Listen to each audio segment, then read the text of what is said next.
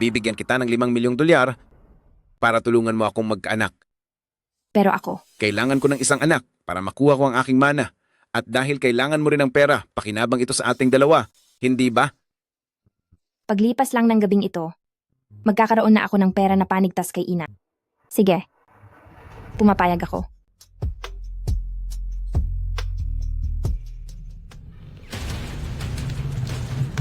Basta't mawala na si Fang Sitong. Sa hinaharap, hindi lang ang mga share niya sa Fang Corporation, kundi pati ang lahat ng kayamanan ni Pamilya Fang ay magiging sa atin ng mag-ina. Buksan niyo ang pinto. Bilisan niyo at palabasin niyo ako. Ina, hinding-hindi aakalain ni Fang Sitong na ako ang tunay na anak ni Papa. Hindi ba sabi ni Papa na si Fang Yingying ay anak ng pangalawang asawa niya sa dati nitong asawa? Paano nangyari ito? Ibig sabihin, bago pa sila maghiwalay ni Ina, nagtaksil na siya. Kung hindi dahil sa kanya, si Ina ay hindi magkakasakit ng ganito kalala. Gagawin ko sa kanya at sa bata sa sinapupunan niya ang matinding parusa. Gusto nilang sunugin ako. Hindi pwede. Hindi ako pwedeng mawala ng ganito. Naghihintay pa sa akin si Ina sa ospital. Binibini. Binibini. Saklolo, Binibini. Tulong. Binibini. Sumunod ka agad sa akin.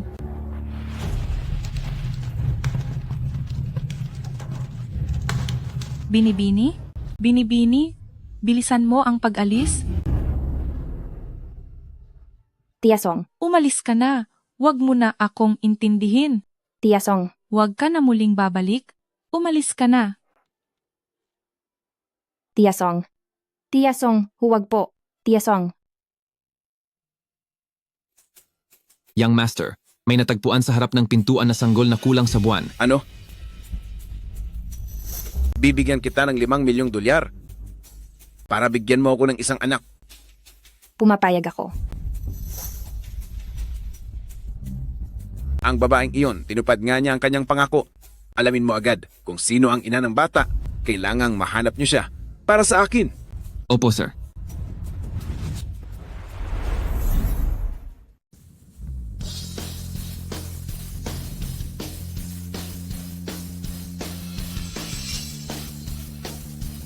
Maligayang pagbabalik, President Fang at Binibini. Sige na, bumalik na kayo sa inyong mga trabaho. Opo. 6 na taon na ang nakalipas. Siguradong hindi inasahan ng mga tao sa pamilya Fang na dahil sa swerte ay hindi ako nawala. President Fang, tungkol sa investigasyong ipinagawa niyo sa pamilya Fang, mayroon ng mga bagong pagbabago. Ipapada si Fang Yingying sa pamilyang Qin para magdala ng swerte. At isa pa, ang pagbili sa mga shares ng Fang Group ay naging maayos at matagumpay. Tungkol naman sa puntod ni Tia Song, mayroong tao taon-taon na naglilinis nito sa tamang oras. Naiintindihan ko. Sa pagkakataong ito, sisiguraduhin kong sila naman ang mapaparusahan. Nga pala, nasaan si Yang Yang? Ang munting amo po ay nasa pangangalaga ng panganay ng pamilyang Qin, na si Qin Yiyao. Ibig sabihin, sa kaniya ipapakasal si Fang Ying. Mula nang isilang ko sina Yang Yang at Yueyo, pagkatapos noon, para tuparin ang pangako, ipinadala ko si Yang Yang sa pamilyang Qin. Ilang taon na ang lumipas. Hindi ko na alam kung ano na ang hitsura ni Yang Yang ngayon. Mama, wag po kayong malungkot. Pumunta po tayo rito para hanapin si Kuya, di ba? Tama, Yueyo. Kailangang mangako ka kay Mama na hindi dapat malaman ng Papa mo na ako ang tunay na ina ng kuya mo dahil kung hindi, kukunin ni Papa kay Mama ang karapatan sa pag-aalaga kay Yang Yang. Opo, naintindihan ko po. Poprotektahan ko po kayo, Mami at ang Kuya. Ang bait talaga ng baby ko. Maghanda na kayo. Pupunta tayo sa pamilya Fang. Opo. Mama, ayaw ko talagang ikasal sa Qin Yiyao na iyon. Isa na siyang paralisado at malapit na siyang mawala. Ayaw kong maging biyuda habang bata pa ako. Yingying, hindi rin gusto ni Mama iyan. Pero noong una, ang impormasyong ibinigay namin ay kay Fang Sitong. Hindi namin alam na siya ang pipiliin ng pamilyang Qin Yingying. Makapangyarihan at mayaman ang pamilyang Qin. Hindi natin sila kayang kalabanin. Papa, alam kong mahal niyo ako. Hindi niyo naman hahayaang ang anak niyo ay maikasal sa isang taong paralisado, di ba? Saan pa makakahanap si Papa ng ibang tao sa mga oras na ito? Bukod pa doon, nagpadala na ang pamilyang Qin ng susundo sa iyo. Pero ayaw ko talagang magpakasal. Sino ka? Ang lakas ng loob mong gumulo dito sa pamilya Fang. Kung hindi siya magpapakasal, ako ang papalit sa kaniya. Kung hindi siya magpapakasal, Ako ang papalit sa kanya. Sino ka? President Fang, nakalimutan mo na yata agad ang tungkol sa akin. 6 na taon na akong nawawala, pero sumagi man lang ba sa isip mong alamin ang katotohanan noon? Siguro ay hindi mo talaga ako itinuring na sariling anak, kaya pala mabilis kang makahanap ng iba, ang mga liwa kahit may asawa ka na. Ikaw si Sitong? Sitong, buhay ka pa pala. Saan ka ba nagpunta nitong 6 na taon? Bakit hindi ka bumalik agad? Alam mo ba kung gaano nag-aalala kami ng papa mo? At kung gaano kami nahirapan nitong nakaraang mga taon? Sinungaling! Hindi niyo man lang hinanap ang godmother ko. Kung hindi pa ako bumalik na yon, edi sana ay malalampasan ko na ang kasal ng aking kapatid. Sabi mo kanina, payag kang magpakasal kapalit ko. Totoo ba iyan? Pwede akong magpakasal, pero dapat niyong ibalik sa akin ang Fang Group, pati na ang mga shares na iniwan sa akin ng nanay ko. Ibalik niyo lahat. Hindi po pwede iyan, Papa. Akin ang mga bagay na iyon. Sitong, basta magpakasal ka lang para sa kapatid mo, kahit ano pa ang hingin mo, ibibigay namin sa iyo. Pumirma na tayo ng kontrata. Mahirap nang maniwala sa salita lang. Sir, nandyan na po ang sasakyan ni Pamilyang Qin.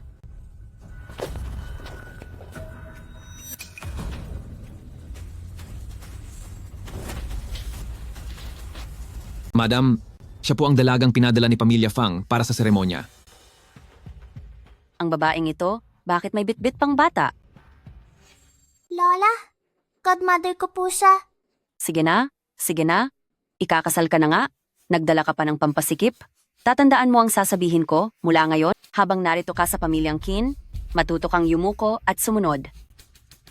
Kahit hindi ako ang tunay na ina ni Yiyaw, sa bahay na ito, ang utos ko ang masusunod. Madam, gising na po ang young master? Anong nangyari? Hindi ko akalain na ang kasal na ito ay magiging mabisa para gumising siya. Dahil gising na siya, masisira na ang mga plano ko. Kailangang makipag-usap ako kay Second Branch para pag-isipan kung paano parurusahan si Qin Yiyaw dahil kung hindi, wala na akong makukuha kahit konting yaman sa bahay na ito. O siya, dalhin na siya sa kwarto ni Yiyaw, wag na nating palampasin ang magandang oras. Opo. Lumabas kayo. Alis. Sabi ko, lumayas kayong lahat. Lumabas ka. Young Master, Alis. kumain ka naman po kahit kaunti. Sabi nang umalis kayo. Sige na, lumabas na kayo. Yueyo, naaalala mo ba ang sinabi ni Mama? Ang dapat mong gawin? Gawin mo muna iyon at pupuntahan kita mamaya. Opo.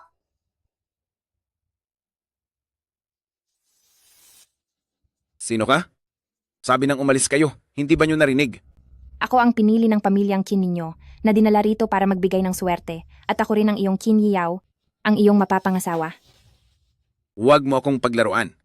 Sinasabi ko sa'yo, hindi ako pumayag na pakasalan ka. Bumalik ka kung saan ka man nanggaling.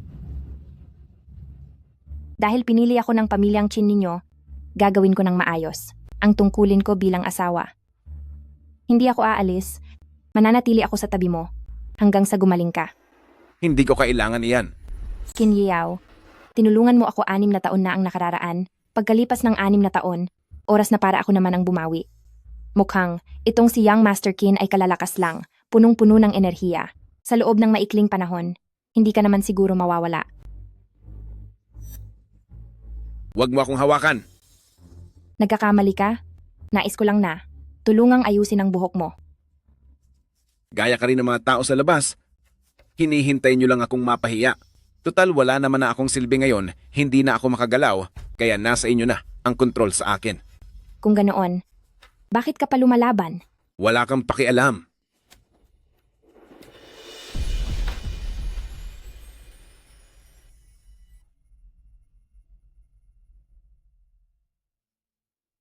Siya lang ang kauna-unahang babae na nangahas na humawak kay Young Master Qin. Lagot na, lagot na.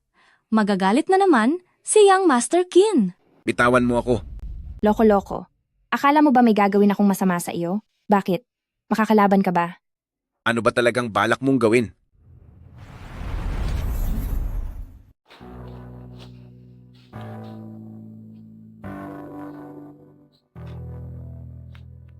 Hindi ka pa makalakad ngayon dahil sa matagal mong pagkakahiga at nanghina ang iyong mga paa at kamay. Basta't makikipagtulungan ka lang at magpapatuloy sa iyong therapy, balang araw, may pagkakataon ka pang makatayo muli. Kapag gumaling ka na, saka ko lang maipagpapatuloy ang pagiging asawa ng isang bilyonaryo. Qin Yao, galingan mo po. Walang hiya. Wala pang babaeng nangahas na bastusin at hawakan ako ng ganyan. Ang babaeng ito ay naghahanap talaga ng gulo. Ipapakisuyo ko po sa katulong na ipagluto kayo ng masarap na pagkain. Ang anumang gusto nating pag-usapan, ay pwede nating gawin ng dahan-dahan sa susunod. Sino ba ang babaeng ito? Paano niya napakalma ang galit ni Young Master Qin?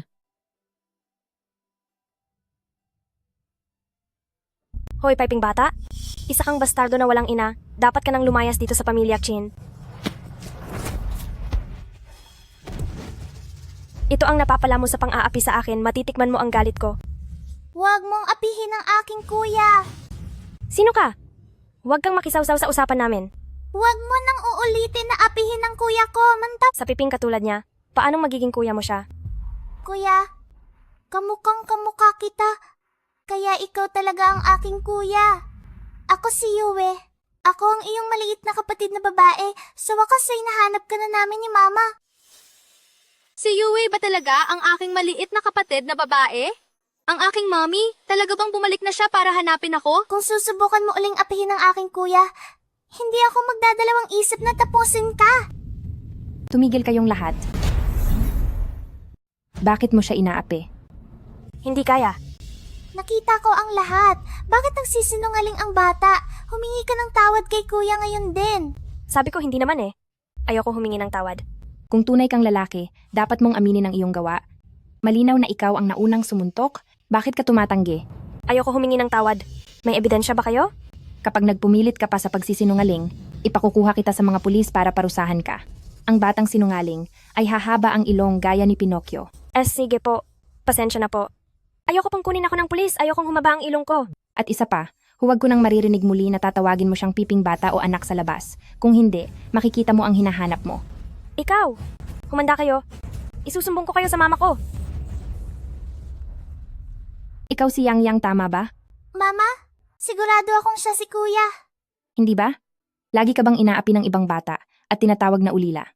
Hindi iyon ang ibig kong sabihin. Ang gusto ko lang sabihin, hindi ka masamang bata. Ako ang nanay ni Yang Yang. Simula ngayon, laging poprotektahan ka ni Mama. Poprotektahan din ni Yeyo si kuya? Yang Yang, pasensya na kay Mama. Dahil ngayon lang ako nakarating. Kuya, miss na miss ka na ni Mama araw-araw? Pumunta kami rito para lang hanapin ka. Napakainit ng yakap ni Mama. Magkakaroon na rin ba ng pamilya si Yang Yang? Yang Yang, anak ko. Miss Fang, nagloloko na naman ang young master sa kanyang kwarto. Puntahan mo po siya agad. Naintindihan ko. Pabalik na ako.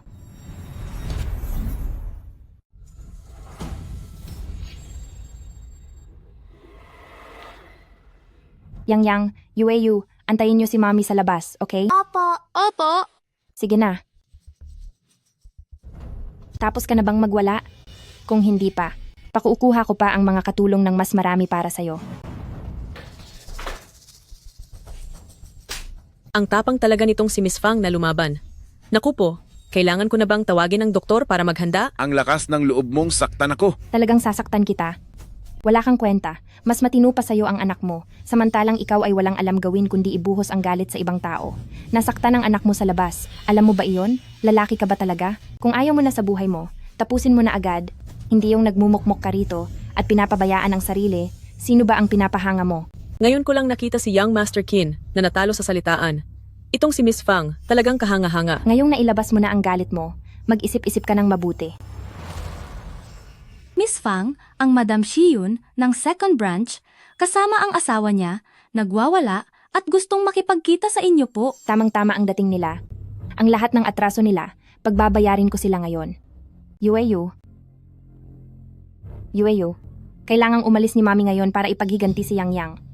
Doon sa loob mayroong isang Tyrannosaurus Rex. Bantayan mo muna siya para kay Mami, okay? Opo. Napakabait talaga ni Yueyu. Sino ka? Hindi ko sasabihin sa'yo. Huwag mo nang susubukang saktan uli ang godmother ko, kundi parurusahan kita sa ngalan ng buwan. Tabi ka riyan, matutulog na ako. Ganito pala ang pakiramdam na yakap ng isang ama. Nasaan na sila? Nasaan si Fang Yingying? Tingnan niyo ang ginawa niya sa apo ko. Hanggang ngayon ay nasa ospital pa rin siya. Anong nangyayari dito? Ang ingay naman, para namang may asong kumakahol dito. At sino ka naman? Hinahanap ko si Fang Yingying. Ano bang pakialam mo? Ako ang hinahanap mong si Fang Yingying. Kalokohan.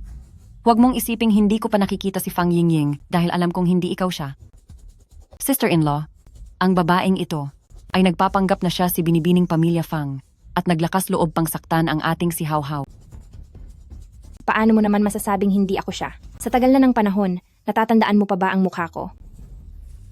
Hindi ikaw siya, sigurado ako. Ang mga babaeng hindi natin alam kung saan nanggaling ay hinding-hindi maaaring pumasok sa loob ng mga pintuan ng pamilyang Qin. Totoo po ang sinasabi ni Shiyun? Kailangan ko bang magpanggap para lang sa pagkatao ko? Bakit ko naman gagawin ang magsinungaling ng ganoon? Kung hindi kayo naniniwala, pwede ninyong paimbestigahan sa pamilya Fang. Kung nagsisinungaling man ako, bahala na kayong parusahan ako. Sa kagustuhan ng pamilya Fang na huwag mahirapan ang kanyang anak, hindi natin alam kung ano na ang binabalak niya. Hindi talaga siya ang nakatadhana para magdala ng swerte sa ating si Yiyao. Hindi ba't pananakit lang ito sa ating si Yao? Hinding-hindi ka papayagan ng pamilyang Qin. Mga tao, ilabas ang babaeng ito at palayasin. Bitawan niyo ako. Sabi ng bitawan niyo ako. Bitaw. Yang, makinig ka kay Lola, bitawan mo na siya. Masamang babae siya. Sasaktan lang niya ang tatay mo. Ano, tunganga lang ba kayo dyan? Kunin niyo si Batang Panginoon. Huwag niyo siyang hahawakan. Mama! Batang Panginoon. Nagsalita si Batang Panginoon. Young Master, may masamang nangyari. Sina pangalawang ginang at unang ginang ay ginugulo si Miss Fang. Ano? May nangahas bang umapi sa mami ko? Dalhin nyo rito ang wheelchair ko. Opo. Kung ano man ang pakay niyo, ako ang harapin niyo. Huwag niyong pakialaman si Yang Yang. Hindi namin alam kung paanong ang isang masamang babaeng gaya mo ay napaikot ng husto si Yang Yang. Unang ginang, huwag kang makinig sa mga sabi-sabi niya lang. Kung hindi ka naniniwala, pwede kang pumunta sa pamilya Fang para mag-imbestiga para malaman mo ang katotohanan. Hindi natin alam kung ano na namang panlilin lang ang ginagawa sa pamilya Fang. Kahit patauhan ka ng pamilya Fang, wala kang karapatang saktan ang bata namin. Ang aming bata, lumaki siyang hindi man lang nasasaktan kahit konti, tapos ikaw nakakadating lang na estranghero. Anong lakas ng loob mong saktan siya? Bakit? Ibig bang sabihin ay hahayaan lang ang bata mo na manakit? Ganoon ba? Kahit na hindi makapagsalita si Yang Yang, hindi ibig sabihin ay hahayaan na lang siyang api-apihin. Bata pa lang ay magkasama na silang lumaki at normal lang na magkaroon ng kaunting pikunan o harutan. Huwag kang gumagawa ng gulo o magkalat ng maling kwento rito. Saka, ang hawhaw namin ay napakabait na bata. Paano niya magagawang apihin si Yang Yang? Mayroon akong ebidensya, may video ako. Ang masamang batang ito ang talagang umaapi kay Yang Yang. Hoy, Pipi, isa kang hamak na walang ina. Dapat ay umalis ka na sa pamilyang Qin. Kalokohan ito? Ito. Siguradong peke ang video na ito. Paano masasabi ng isang bata ang mga bagay na iyon? At ikaw naman, ikaw na batang ligaw. Saan ka ba nanggaling? Sabi mo ay hindi kayang magsalita ng ganyan ang isang bata. Pero sa nakikita ko, ang apo mo at ang paraan mo ng pang-aapi ay magkatulad na magkatulad. Ikaw. Walang hiya kang bata ka. Wala kang karapatang magsalita ng ganyan dito. Ano sa tingin mo ang pamilyang Qin ampunan? Na kahit sino na lang ay pwedeng pumasok. Mga tauhan, parusahan ang mag-inang ito at itapon sila sa kalsada. Titingnan ko nga kung sino ang balak mong parusahan. Yiyao, gising ka na? Bakit hindi ka na lang magpahinga? At bakit ka lumabas? Ina, siya ang itinakda ng master para magdala ng swerte sa akin. At dahil kasal na siya sa pamilyang Qin ngayon, totoong nagising na nga ako, kaya hindi na kailangang maging ganitong kabagsik, di ba? Yao, may punto ang sinasabi mo. Pero Yiyao, sa katunayan, hindi natin alam ang pinagmulan niya. Ang pabayaang pumasok siya sa pamilyang Qin ay tila hindi tama. Ang kapalaran na kinonsulta kay pamilya Fang ay para sa akin, at ako si Fang Sitong. Hindi ba si Fang Sitong ay nawala na sa sunog? Pangalawang tiya. Usapin ito ng pamilya ko. At hindi kailangan ang pakikialam mo. Dahil si Fang Sitong naman ay nakasal na sa pamilyang Qin, wala nang dahilan para kansilahin ang kasalang ito. Yiyao, ginamit niya ang pangalan ni Fang Yingying para makapasok sa pamilyang Qin. Tiyak na may masama siyang balak. Iniisip ko lang naman ang kapakanan ng ating pamilyang Chin. Pangalawang tiya, nakalimutan mo na ba na ako ang may hawak ng kapangyarihan sa pamilyang Qin? Ako ay natatakot lang naman na mapunta ang pamilyang Qin sa ibang tao. Pag-isipan mo muna ng mabuti ang kasalukuyan mong sitwasyon sa paglapastangan sa tagapagmana ng pamilyang Qin. Butler, ayon sa batas ng pamilya, paano ito dapat parusahan? Ayon po sa batas ng pamilya, dapat siyang paluin ng 10 beses. Simulan na ang pagpaparusa. Ako, nasabi ko lang naman yun. Ganoon ba? Nasabi lang? Hindi ba't sinadya mong utusan ng apo mo na sabihin ng mga ito kay Yang Yang? Ang anak ko na si Qin Yao ay kailanman ay hindi dapat hayaang api-apihin ng ganito kahit pasabing bata pa at walang malay. Bilang isang kapamilya, hindi ba dapat alam mo yan? O talagang sinadya mong sulsulan? Hindi. Wala po akong ginagawang ganoon. Butler, ipataw ang batas ng pamilya.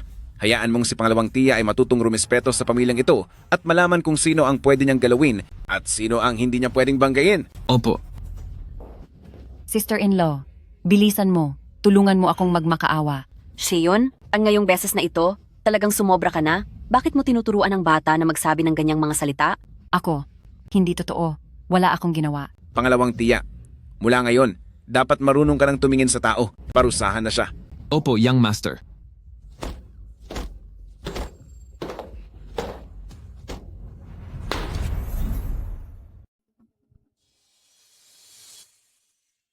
Sa totoo lang, ang nangyari ngayong araw, kaya ko naman po itong ayusin mag-isa. Pero gusto ko pa ring magpasalamat dahil dumating ka agad. Dahil nakasal ka na sa pamilyang Qin. Walang dahilan para hayaan kita na lutasin ito ng mag-isa. At kahit pa ikaw ang mag-aayos, plano mo bang gumamit ng dahas? Akala mo ba puro dahas lang ang alam ko? Sinasabi niyo po lagi, pangalawang tiya, na pekeng pagkatao lang ang gamit ko. Pero hindi ako naniniwala na kung iimbestigahan nila, ay may makikita silang mali. Kung hahayaan mo silang mag-imbestiga ng malalim, posibleng lumabas ngang peke ka. Yang, alika rito. Sa susunod na may mang-api sa'yo, dapat mong sabihin kay Papa, tutulungan ka ni Papa. At hindi na hahayaang may mang-api pa sa'yo muli. Nakapagtataka, si Yang ay hindi lumalapit sa ibang tao. Yang, bakit hindi ka nagsasalita? Mula pagkabata, si Yang ay may malalang kondisyon ng autism. Patuloy siyang sumasailalim sa gamutan, pero wala pa rin gaanong pagbabago. Yang, mula ngayon ay laging sasama ang mama sa iyo. Poprotektahan ka rin ni Yoyo, totoo iyan. Mama? Dahil kasal na tayo, hindi ba't ako na ang tumatayong mama ni Yang? Kung ganoon, ipinapaubaya ko na po ang pag-aalaga sa kanila sa iyo. Gagawin ko po.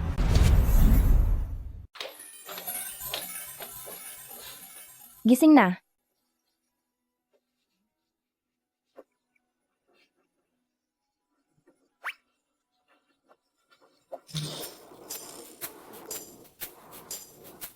Kahit kailan ay hindi hinahayaan ni Young Master na hawakan siya ng iba. Totoo iyan.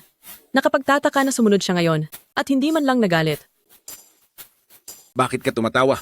Ganoon pala kahirap kang pagsilbihan. Paano naman ako naging mahirap pagsilbihan? Bakit parang hindi man lang ako nayayamot sa paglapit niya? Bukod sa kanya na nakilala ko 6 na taon na ang nakararaan.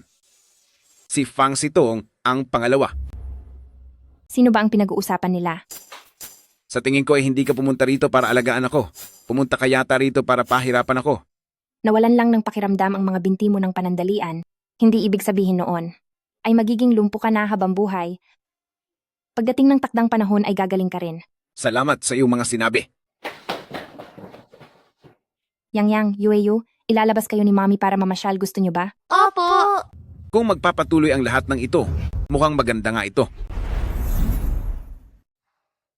Yang, Yueyu, ilalabas kayo ni Mami ngayong araw para mamasyal, gusto niyo ba? Sige po! Pang Sitong, balak mo ba akong iwan? At isama lang sila sa pamamasyal? Sasama rin ako. Sabi ng doktor, kailangan mong magpahinga, kaya mas mabuting manatili ka muna rito sa bahay. Mami, isama na po natin si Daddy. Matagal na po kasing hindi lumalabas si Daddy. Kailangan ba talaga ni Daddy na lumabas? Opo. Kinyaw, gusto mo bang lumabas? Mukhang hindi ka naman sumusuko sa sarili mo. Hindi lang ako mapalagay na ilabas mo si Yang Yang dahil hindi ko alam kung anong gagawin mo sa anak ko. Sige, isama mo na lang silang dalawa. Huwag mo na akong intindihin. Yang Yang, Yueyu, isama niyo si Mommy para magligpit ng gamit, okay? Sige po. Tara na. Paano naman ako? May ibang tutulong sa iyong magligpit.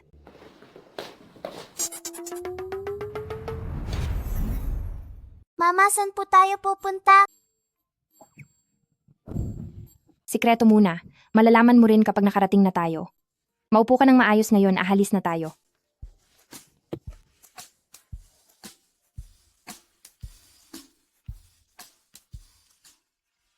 Nandito na tayo. Sekretaryo Chen. Po? Ihandang sasakyan, babalik na tayo sa bahay. Opo, boss. Fang Sitong, hindi ako lumabas para lang mapahiya ng ganito. Bakit? Gusto mo bang habang buhay na lang maupo sa wheelchair? Kapag patuloy kang tumakas sa katotohanan, baka nga hinding-hindi ka na makakalakad kailanman. Nagaw mo nang gumawa ng hakbang para lumabas ng bahay. Bakit hindi mo pa subukang ituloy ito? Papa, subukan na po natin. Tama po siya. Tyrannosaurus Rex? Ang isang Tyrannosaurus Rex na nakatayo ang pinakamagaling sa lahat. Kasi nandito ka na rin lang sa labas.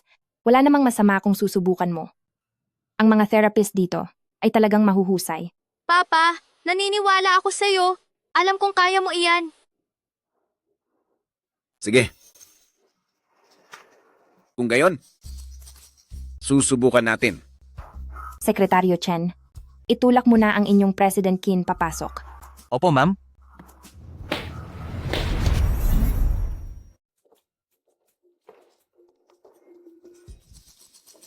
Sekretaryo Chen, ako na ang sasama sa kanya.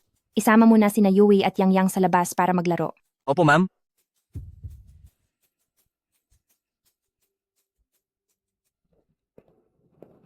Maaari ko po bang malaman kung ano ang kalagayan ng kanyang binti? Kung ano po ba ang naging dahilan nito? Na-aksidente po siya sa kotse. Kung ganoon po ay i-check ko muna ito. Guro, ganito po iyon. Narito po kami ngayon para subukan lang. Titingnan muna namin kung kakayanin po ng asawa ko. Saka pa namin pag-iisipan kung itutuloy namin ang pangmatagalang therapy. Sige po, ipalalakad ko na po ito.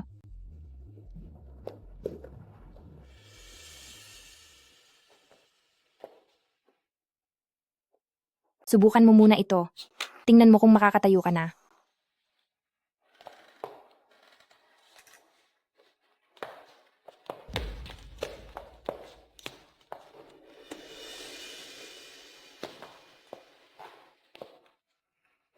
Fang Sitong, sinasadya mo bang dinala mo ako rito? Nalaman mo pala ang plano ko. Kung may gusto kang ipagawa sa akin, sabihin mo na lang ng diretsahan. Kapag sinabi ko agad iyon sa iyo, siguradong tatanggi ka lang. Hindi naman ako tanga. Isa pa, ikaw naman ang nagsabi nito, kaya hindi mo na ito pwedeng bawiin. Mag-ingat ka. Mag-iingat ka. Ang amoy na ito, napaka-pamilyar. Gusto? Gusto ko munang mag-CR. Sige, hahayaan ko si Sekretaryo Chen na ihatid ka. Young Master, anong nangyari? Alalayan mo ako sa banyo. Young Master, ano po ang problema?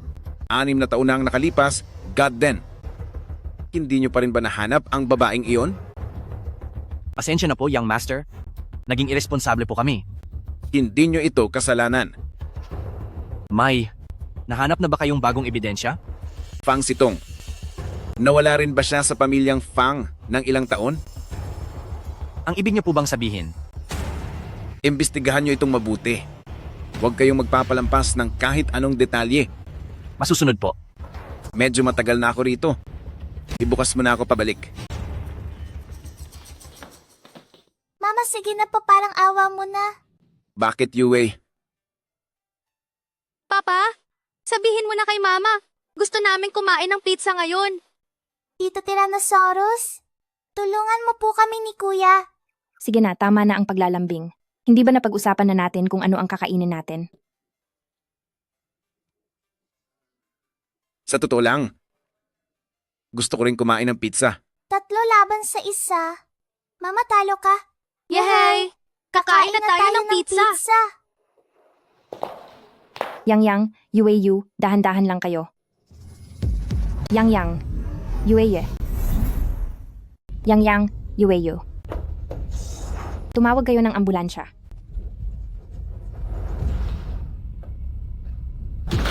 Doktor, kamusta po sina Yang at Yueyu? Naisagawa ang operasyon sa tamang oras. Medyo marami lang ang nawalang dugo, kaya kailangan nila ng matinding pahinga. Nilipat na sila sa Special Care Unit. Sige po, pupunta muna ako doon para makita sila. President Qin, habang sinusuri ang kondisyon ni Yueyu, nadiskubre ko na ang katawan ni Yueyu ay tugma sa gene ni Yang. Magkapatid silang dalawa. Anong sinabi mo? Noong una, akala ko ay nagkamali lang ang pagsusuri. Kaya sa aming database, ihambing ko rin po ang iyong sample sa sample ni Yueyu at napatunayang magkatugma rin ang mga ito. Ano ang ibig mong sabihin? Tama po, Young Master. Anak niyo rin po si Yueyu.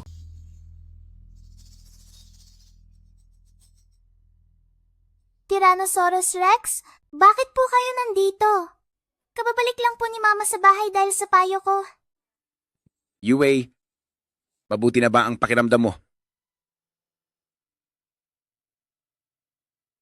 Tyrannosaurus Rex, pinapatulog mo ba ako? Pasensya ka na, Yueyo. Ngayon lang dumating si Papa.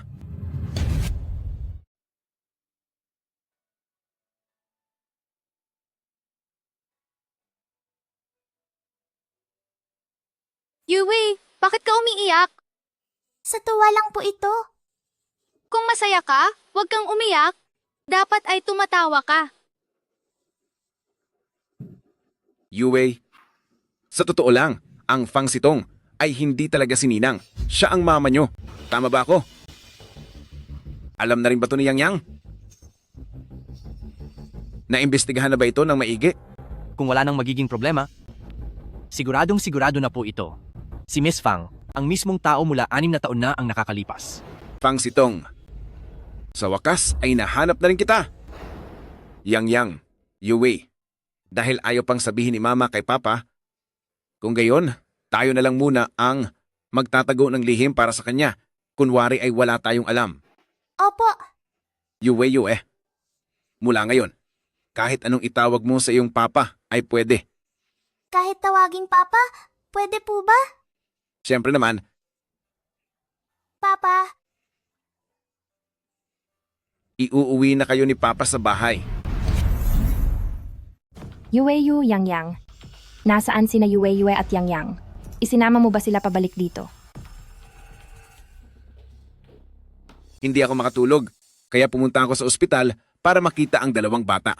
Sabi ng doktor, kung may therapist naman dito sa bahay, pareho lang din ang magiging resulta. Saka naninibago rin si Yang sa ibang kama. Ayos lang ba ang lahat? May isa lang bagay na pinag-iisipan ko ng mabuti. Pero kanina lang ay nakapagdesisyon na ako. Ano yon? Fang Sitong, nagpasya na ako. Natanggapin ang plano ng therapist para sa paggamot at simulan na ang therapy. Bakit? Bakit parang biglaan ang naging desisyon mo? kaya mo yan. Siguradong may itinatago ang 3 ito sa akin. Dalhin mo na ang mga bata sa kanilang kwarto. Dahil nakapagpasya ka na, ay ipadadalhan kita ng plano mula sa therapist, lalo na ang mga mahahalagang paalala doon. Bakit mo ako tinititigan ng ganyan? May dumi ba sa mukha ko? Ganyan talaga kapag napakaganda mo. Anong sinabi mo? Wala. Sa susunod na mga gamutan ko, sasamahan mo pa rin ba ako? Bumalik ako dito para magbayad ng utang na loob, kaya nararapat lang na samahan ko siyang magpagaling. Oo, gagawin ko yan. Maupo ka. President Fang, noong nandoon kayo sa pamilyang Qin, ayos naman po ba ang lahat? Ayos naman. Ang mga shares, kamusta ang ginagawa ninyong acquisition? Kasama na po ang hawak ninyong bahagi. Sa ngayon, ay meron na tayong 55% ng mga shares. Kulang pa iyan. Opo, ang ibang mga maliliit na shares ay kasalukuyan pa nating pinag-uusapan. Siguradong Makukuha natin ang mga iyon sa lalong madaling panahon. Ipinapaubaya ko na sa iyo iyan. Pupuntahan ko muna ang rehabilitation ni Qin Yao. Sige po, mag-ingat po kayo. Tila si President Fang ay talagang nakatutok sa nangyayari sa pamilyang Qin. Sigurado ka bang kaya mong maglakad nang hindi humahawak sa mga bar? Ano ang sinabi ng therapist mo? Tignan mo, nakakalakad naman ako ng maayos, di ba? Papa! Pagod na si Papa. Magpapahinga muna si Papa sandali. Sinabi ng therapist na hindi ka pwedeng magpahinga ng ganyan. Tayo na diyan. Ginang Chin, hayaan mo na ako magpahinga sandali, kahit saglit lang. Tama na. Tapos na ang oras ng pahinga, tayo na. Qin Yao, ikaw, ang mga paa mo.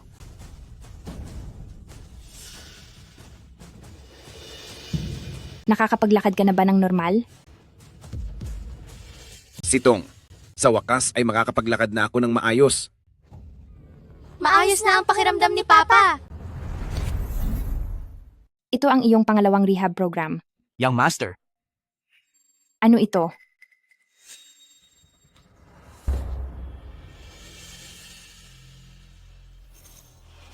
Huwag mong pulutin.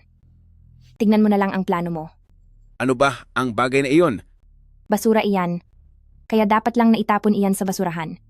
Sekretaryo Chen, bago mo matanggap ang isang bagay, hindi mo ba muna ito tinitignan ng maigi? Bakit ka nagmamadaling kunin ito pabalik? opo. Kasalanan ko po na hindi ako naging maingat.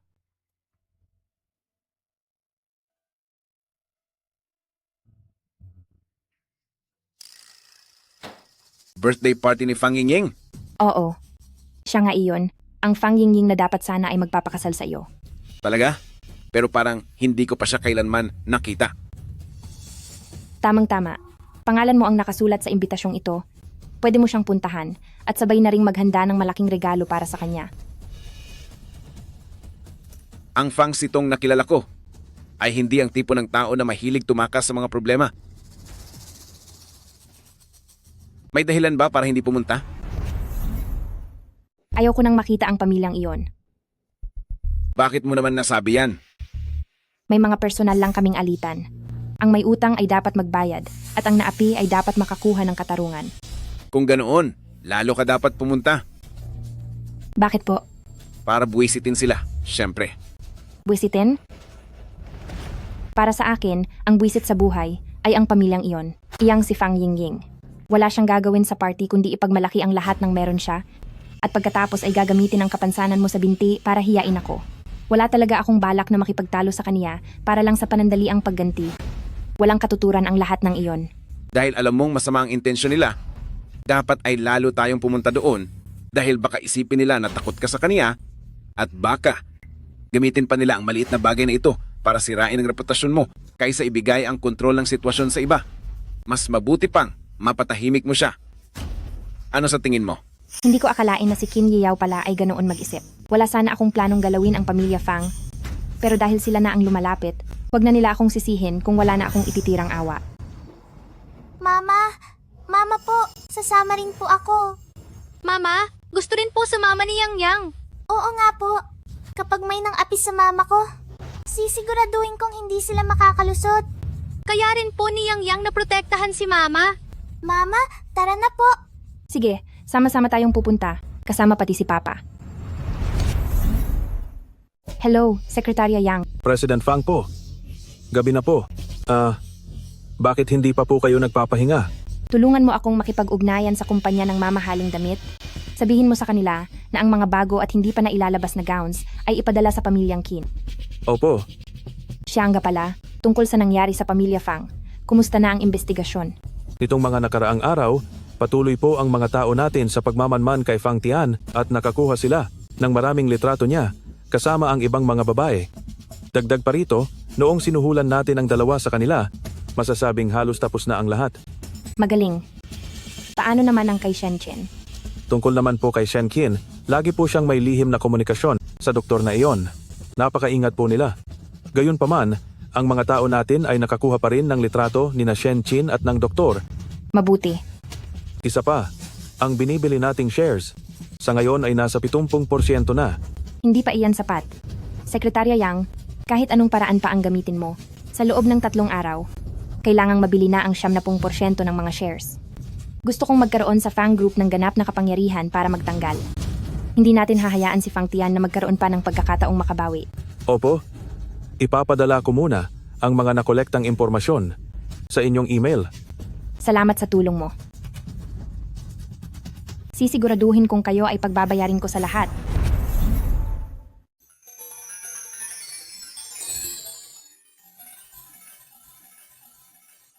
Napakaganda naman ni Mama. Si Yue Yue ang munting prinsesa ko, at si Yang Yang naman ang munting prinsipe ko. Sige po. Opo. Ang ayos mo ngayong araw, mukhang maganda rin ang kinalabasan. Ginagawa ko lang naman ito para bagayan ang kagandahan ng reyna ko. Si Papa ang hari at si Mamang Reyna. Yang Yang, Yue Yue, magpalit na kayo ng damit, aalis na tayo. Sige po.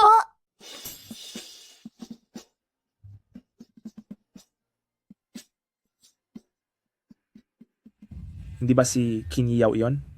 Gising na pala siya talaga. Sino kaya ang babaeng kasama niya? Ngayon ko lang siya nakita. Siya si panganay na Miss Fang.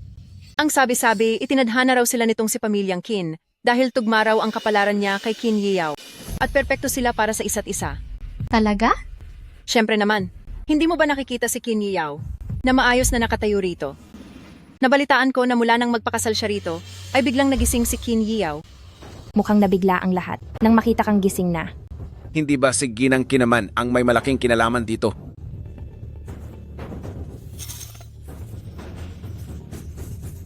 Tingnan mo, tulad ng sinabi ko, nandyan na siya.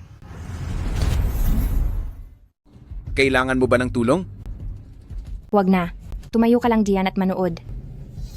Maliit na kapatid na babae, saang lugar ng mga mahihirap mo nakuha ang gown na yan? Sadyang wala ka lang alam. Nakakita ka na ba nito? Hindi pa? Hindi ko inaasahang darating ka. Pero dahil nandito ka na, masaya pa rin ako. Pero, napakaraming bisita ngayon. Gusto mo bang pagtawanan ka ng lahat? Pagtawanan? Bakit nila ako pagtatawanan? Ang ibig mo bang sabihin ay ang suot kong damit na ito?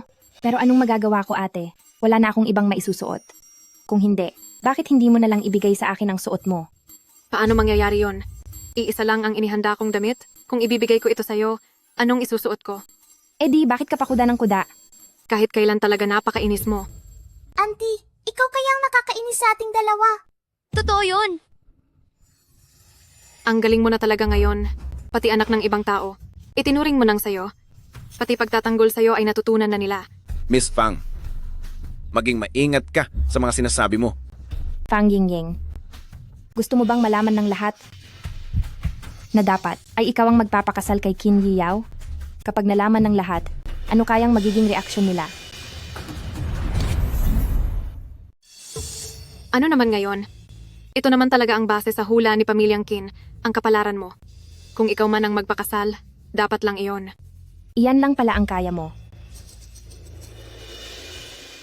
Ang suot mo ba ay ang pinakabagong high-end couture ng mga Keith? Paano mo nakuha ang isang iyan? Paano mangyayari iyon?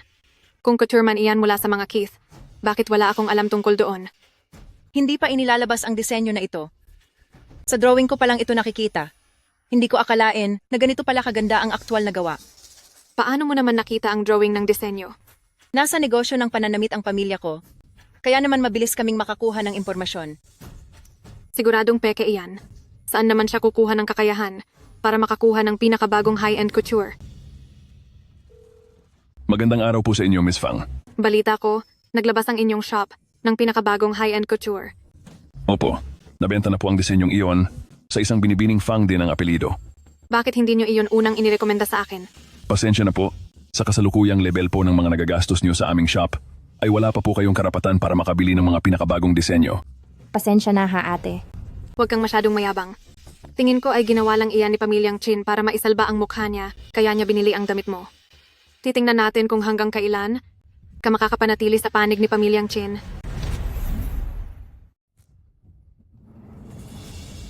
Matagal mo na bang alam? Napupunta sila rito para manggulo? Oo naman, sinabi ko na sa iyo. Palagi siyang nakikipagkumpetensya sa akin at naghahanap ng ikapapahamak ko. Kaya pala, hinarangan mo na agad ang lahat ng paraan niya. Base sa ugali niya at dahil kaarawan niya ngayon, tiyak na maghahanap siya ng pinakapaborito niyang gown. Tumawag lang ako sa botika ng mga damit para magtanong. Napakadali lang. Nga pala, ngayon pa lang magsisimula ang totoong palabas. Mama, gusto ko po sanang mag-CR. Mama, gusto ko rin po mag-CR. Sasamahan ko na kayo. Huwag na po, kaya na po namin mag-isa. Sige, maghihintay kami. Ani papa niyo rito. Sige na, pumunta na kayo. Yung babae kanina, noong pauwi kami ni Mama, tinukso niya ako na wala raw akong tatay. Buti na lang mabilis ako. Sinabi ko na ninang ko lang siya. Napakasama talaga niya. Lagi niyang inaapi si Mama. Hindi natin dapat hayaang magmalaki siya ng ganyan. Kailangan natin siyang turuan ng leksyon. Oo. Basta hindi lang siya makasali, sapat na iyon. Yuweyu, napakatalino mo talaga. Lagi niyang binabanggit ang bestida ng kanyang nanay. Kaya sirain natin ang bestidang iyon. Siguradong hindi na siya makakasali. Sige, tara.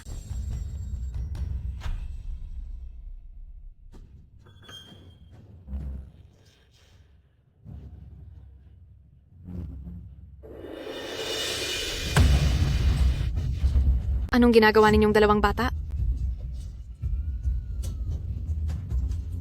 Sinadya mo ba ito? Sinong nag-utos sa iyo na gawin ito? Alam ko na ikaw ang nagturo sa kanila na gawin ito. Huwag kang magparatang ng walang basehan. Napakaraming tao rito, napakaraming bisita. Bakit sa bestida ko pa talaga natapon ng tubig? Kung hindi ito sinadya, ano ito? May ebidensya ka ba? Ano ang sabi mo? Meron ka bang ebidensya para patunayan na sinadya nga iyon ng mga anak namin? Talaga namang sinasadya iyon. Auntie, hindi ko lang po sinasadyang matumba. Papa, hindi nagsisinungaling si Yuweyu. Alam ni Papa. Miss Fang, hindi sa pinagtatanggol ko ang anak ko. Pero kitang-kita naman ng lahat ng panauhin na aksidente lang ang nangyari. Kung ang aming si Yueyu ay talagang sinadya iyon, maaari bang itanong kung ano ang magiging dahilan niya para gawin iyon? Gusto lang niya akong ipahiya sa lahat. Iyan ang nakapagtataka. Wala namang atraso sa inyo si Yue. Kaya paano niyo nasabi iyan? Hindi ko pwedeng sabihin na dahil iyon sa pang-aapi ko kay Fang Sitong. Miss Fang, kahit na nadumihan ni Yue ang inyong damit, aminado kaming mali si Yue at dapat talaga siyang humingi ng paumanhin sa inyo. Yueyu? Pasensya na po. At syempre, babayaran ko ang danyo sa inyong damit base sa halaga nito. Ano po sa tingin nyo? Hindi naman sinasadya ng bata. At humingi na rin siya ng tawad. Huwag na nating palakihin ang gulo. Oo nga, totoo iyan. Bata pa naman siya. Normal lang na mabitawan. O madulas ang hawak niya. Miss Fang, palampasin mo na lang.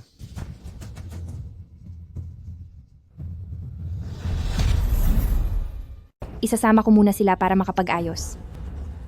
Tara na.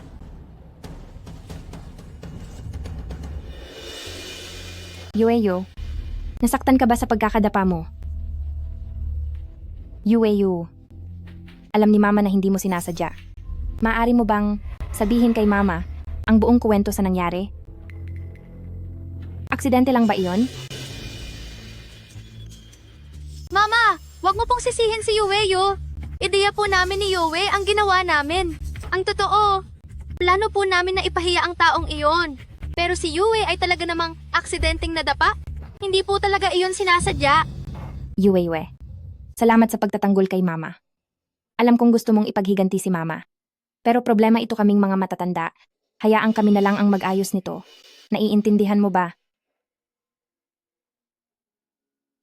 Sa susunod, mag-ingat ka sa paglalakad. Huwag ka nang madadapa uli. Kumusta na kayo? Masakit pa ba? Hindi na po masakit para kay Yueyu. Maayos lang po si Yang Yang at si Yueyu. Kaya lang, si Fang Yingying ay tiyak na hindi papayag na matapos na lang ito ng ganito. Mama, ang dumi na ng damit ko. Ito lang ang kaisa-isa kong gown. Paano pa ako makaka-attend sa birthday party? Kasalanan ito ng batang iyon. Hindi ko alam kung paano sinuwerte ang Fang Sitong na iyan. Napakalaki ng pagkakataon niya. Noon ngang nagkaroon ng malaking sunog, ay hindi pa siya nawala.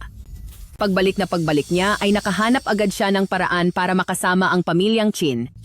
Akala ko pa naman ay maghihirap siya pagpakasal doon, pero hindi ko akalaing ay magigising talaga si Qin Yiyao. At ngayon, todo pa ang pagtatanggol sa kanya. Ma, hindi ko pwedeng hayaan na maapi na lang ako ng ganito. Ying, kilala mo naman ang papa mo, pera at interes lang ang habol niya. Nang malaman niyang gising na si Qin Yiyao, gumawa agad siya ng paraan para makasipsip dito. Kaso itong si Qin Yiyao ayaw tumanggap ng bisita. Kung hindi lang dahil sa birthday mo, ay hindi na niya malalaman kung saan kukuha ng tiyempo. Bakit ganoon si Papa? Bakit kailangang gamitin niya ang birthday party ko para lang makahanap ng koneksyon? Ying, isang negosyante ang papa mo? At ang mahalaga lang sa negosyante ay ang kikitain niya. Isa pa, dahil maraming bisita ang narito, kailangang isipin ang reputasyon ng pamilya. Pinagsori naman na ni Qin Yiyao ang bata sa harap nila para sa iyo. Kung patuloy kang magpupumilit, ikaw lang ang magmumukhang masama sa huli. Tiyak na sasabihan ka na naman ng papa mo na wala kang disiplina. Kaya hahayaan ko na lang ba na ganituhin ako? Magtimpi ka muna para sa mas malaking plano. Ipakita mo na marunong kang umunawa para matuwa ang papa mo. At dahil alam naman niyang naagrabyado ka, kapag kinausap ko siya tungkol dito, paniguradong maaawa iyon sa iyo. Sa oras na iyon, kahit anong hilingin mo, ay siguradong makukuha mo agad. Sisiguraduhin kong malalaman ni Fang Sitong na may parusa ang pagkalaban sa akin.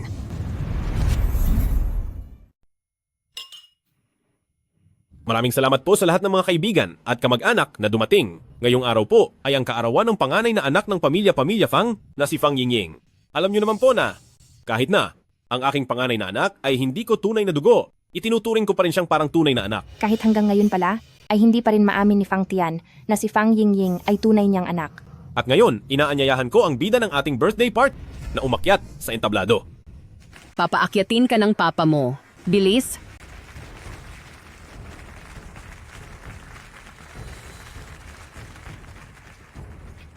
Siguro ay nahihiya lang si Yingying. At syempre, hindi lang ito kaarawan niya, ito rin ang araw ng pagbabalik ni Fang Sitong sa pamilya Fang. Bukod pa roon, ang ating panganay na anak na si Sitong at ang young master na si pamilyang Chin ay nakatakda na ring magpakasal. May anak ngang lalaki si Qin Yiyao. Pero ang batang babaeng ito, kanino namang anak ito? Oo nga. Kung hindi mo sinabi, ay hindi ko rin mapapansin. Kanina noong pinagtatanggol ni Qin Yiyao, ang batang iyon, sinabi niya rin na anak niya ito. Ibig sabihin si ang pangalawang binibini ng pamilya Fang ay madrasta na. Correct. Si ikalawang binibining Fang, matiisin din talaga. Sa likod natin, siguradong pinahihirapan niya ang bata. Huwag niyo pong pagsabihan ng masama ang mama ko. Ang asawa at anak ko ay hindi para chismisin nyo lang. Parang may masamang balak siya. Sa pagkakataong ito, si Fang Tian ay siguradong hindi palalagpasin ang pagkakataon na sipsipan ka. Napansin ko nga. Kung naiirita ka na, pwede mo siyang hindi pansinin. Dahil siya naman ang sumisipsip sa iyo, siguradong mag-iingat siya sa bawat salitang sasabihin niya sa iyo. Alam ko, huwag kang mag-alala. Hindi ko hahayaang maisahan ako. Sana ay masiyahan kayo, kain lang ng kain, at magpakasaya.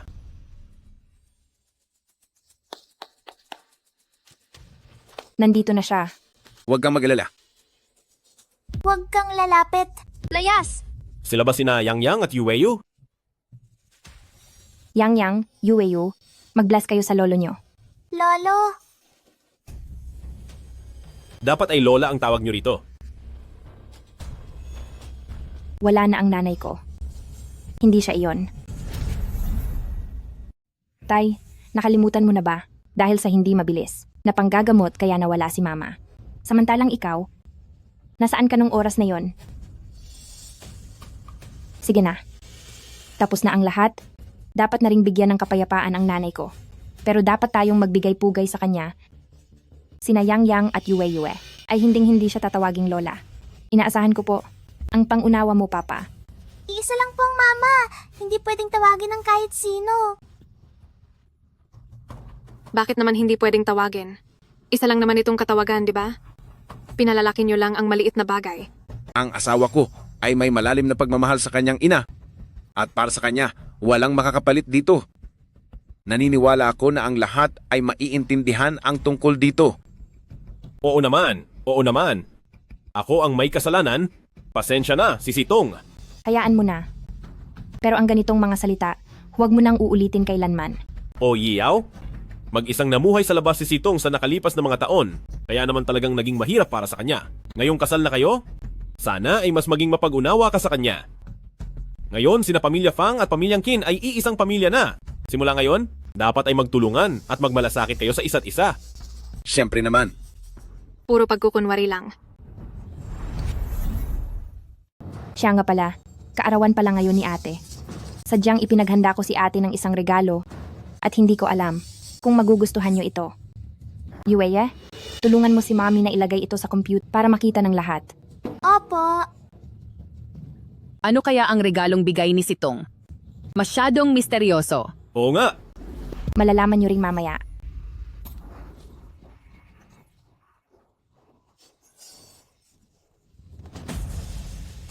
Hindi ba si Ginang Fang ito? Sino kaya ang lalaking iyan sa tabi niya? Siguro ay dating asawa niya iyan. Hindi ba't sinabi ni Fang Tian na hindi niya tunay na anak si Fang Yingying? Mahal. Diyos ko? Ganito palang klaseng tao si Fang Tian. Totoo iyon, noong araw, ang nanay ni Fang Sitong tila nagkasakit dahil sa sobrang sama ng loob sa pangangaliwa ni Fang Tian. Anong nangyayari rito? Ano ito? Sinong nagpalabas niyan? Patayin niyo iyan ngayon din. Mama, nagawa ba to ni Yue ng maayos? Oo naman. Napakahusay ng ginawa ni Yue, napakagaling niya. Matagal mo na ba alam ang mga bagay na ito? Hindi. Noon ay nagdududa lang ako. Ngunit kailan ko lang ito napatunayan. Kung sila naman ang gumawa nito, bakit ayaw nilang aminin? Mukhang pinaghandaan mo to ah. Dahil nagawa nila akong imbitahan, alam nilang hindi ako basta-basta. Hinding-hindi ko hahayaan at ipapaalam ko sa buong mundo ang tunay nilang pagkatao. Kanino ba talagang anak si Fang Yingying? Ilang babae pa ba ang nakakarelasyon mo nang hindi ko nalalaman? Ano sa tingin mo? Hindi ba mas masaya ang palabas na ito kaysa mapahiya lang si Fang Yingying? Nakakaaliw, di ba? Tunay ngang nakakaaliw. Siya iyon. Bumalik siya para lang. Sirain tayo. Ikaw na lapastangang anak ka. Mag-ingat ka sa mga sinasabi mo. Kontento na ba kayo sa regalong ibinigay ko sa inyo? Huwag kayong magmadali. Meron pa.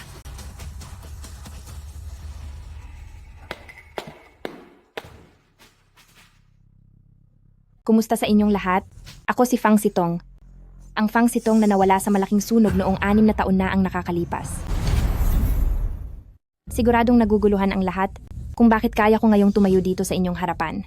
Dahil iyon noon ang nag-alaga sa nanay ko na si Tia Song para lang iligtas ako ay nawala sa gitna ng sunog. At para naman ngayon, kung bakit ko ibibigay sa kanila ang regalong ito. Dahil iyon gusto kong ibunyag sa lahat ang tunay nilang kulay. Naging Fang Group ang pamilya Fang. Dahil niloko ni Fang Tian ang nanay ko, nilipat ang lahat ng ari-arian niya sa sarili niyang pangalan at inagaw ang kumpanya ng lolo ko. Ang babaeng ito, si Shen Qin, dati siyang caregiver ng nanay ko. Noong may sakit pa ang nanay ko, nagsabuatan sila ni Fang Tian at nagtaksil at ipinanganak nila si Fang Yingying.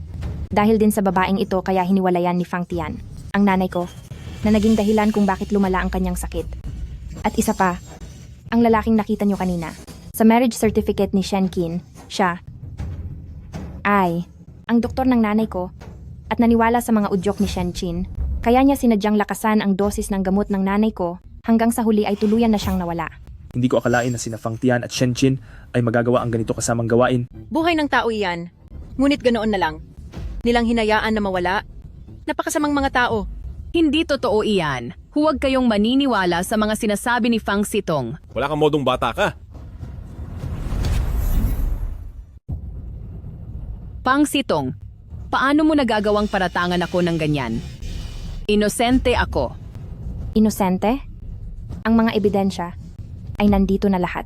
Kung talagang sa tingin nyo ay wala kayong kasalanan, bakit hindi nyo ipaliwanag iyan sa loob? Sino ang nagbigay sa iyo ng lakas ng loob para gawin ito? Pinakain ka ng pamilyang Fang ng maraming taon, pero nagagawa mong sa harap ng maraming tao na itrato ang mga magulang mo ng ganito. Magulang? Anong klaseng magulang kayo? Hinding-hindi mo pwedeng saktan ang asawa ko. Sige, sasabihin ko na sa inyo. Nasa akin na ang 70% ng share sa Fang Group. Dahil ako na ngayon ang pinakamalaking shareholder ng Fang Group. At para sa mga natitira, hindi ko na kailangang magsalita pa, di ba? Ikaw. Huwag kayong mag-alala. Sisiguraduhin kong sa tama at legal na paraan ko. Mababawi ang lahat ng pag-aari ko. Para sa meeting ng mga shareholder bukas, sisiguraduhin kong darating ako sa tamang oras. Tara na. Sandali. Fang Sitong, bakit hindi ka na lang nawala noon pang 6 na taon ang nakalipas? Bakit ka pa bumalik? Ang lakas din ng loob mong magsalita. Kung ako sa iyo, dapat kang magpasalamat na hindi ko pa nahahanap ang ebidensya ng pagsunog niyo noon. Dahil kung hindi, sa tingin mo ba ay makakatakas ka ngayong araw? Pero birthday ko ngayong araw. Dapat lang na tumatak ito sa inyo para matuto kayong lahat. Fang Yingying, mabuti pang umayos ka dahil kung hindi, marami akong paraan para parusahan ka. Tara na. Papa, gusto po talaga naming sumama kay Mama? Sige na, mag-iingat kayo. Opo. Dahan-dahan lang kayo.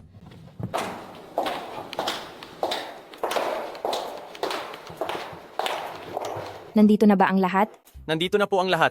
Kagabi, si Fang Tian ay mabilis na bumili ng ilang share, pero wala ring kwenta iyon. At isa pa, ang mga lumang empleyado nang marinig na, babalik kayo. Lahat sila ay nagsabi, nasusuportahan kayo.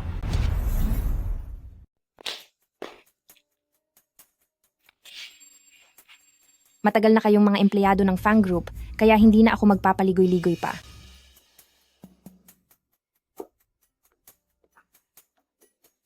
Hawak ko na ngayon ang 70% ng shares ng Fang Group, na ang ibig sabihin ay mayroon akong absolutong kapangyarihang magpatalsik.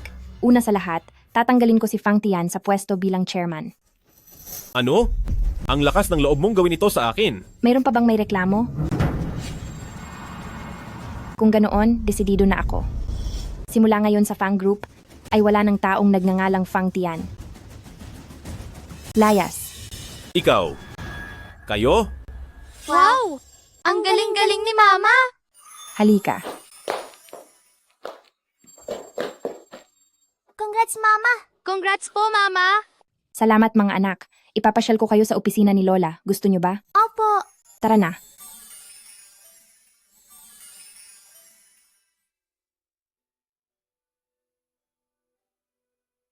Nay, sa wakas, ay nabawi ko na ang lahat ng nararapat para sa atin.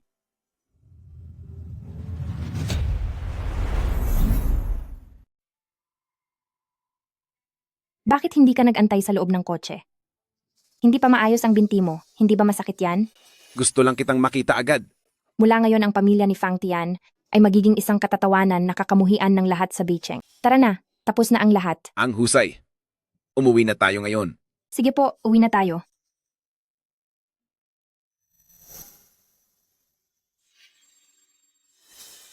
Anong iniisip mo?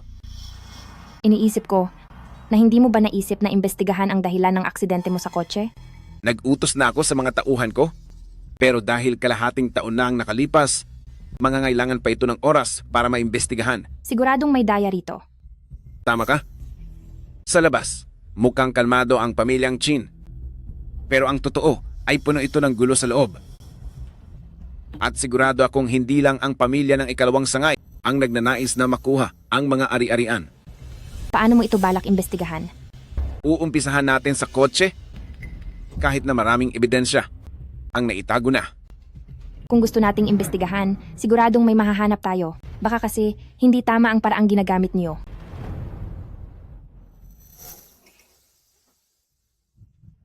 Mukhang si Ginang Kin ay masyadong nag-aalala para sa akin. Asawa na kita ngayon, at ang pag-alaga ng asawang babae sa kanyang asawa ay natural lang na gawin, di ba? At saka, ipinangako ko sa iyo na sasamahan kita hanggang sa gumaling ka. Dahil lang ba doon? Dahil lang doon. Pero, ang pinakamahalagang bagay ngayon ay malaman ang dahilan ng aksidente. Kundi patuloy tayong manganganib at hindi ako mapapalagay niyan. Dapat ngang imbestigahan. At sisiguraduhin kong ang mga masasamang tao ay pagbabayarin ko.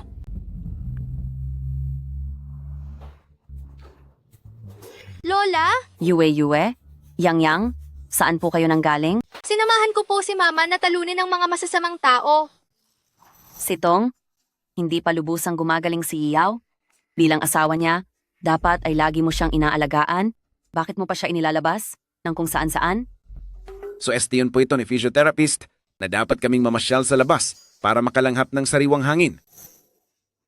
Sige kung ganoon, kung wala nang kailangan, aakyat muna ako sa taas. Sige po. Good night po, Lola. Good night po, Lola. Sige na, pwede na kayong maglaro.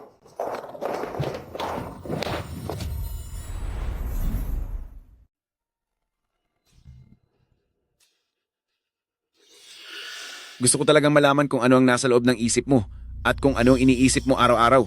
Bakit parati kang lutang? Iniisip ko lang ang relasyon mo kay Jengning. Jiao, Kahit na siya ang madrasta ko, mabuti naman siya sa akin, kaya tingin ko ay wala siyang kinalaman sa aksidente. pwede kayang mula ito sa pangalawang pamilya. Pagkatapos ng nangyari sa pagpapalit ng gamot, pinapunta ko sa Sekretaryo Chen para mag-imbestiga at hindi rin siya ang may gawa. Mayroon pa kaya tayong nakalimutang tao? Kailangan nating isa-isahin ang lahat. Hayaan mo na, hindi natin ito dapat madaliin. Tutulungan muna kitang magpahinga. Dahan-dahan lang.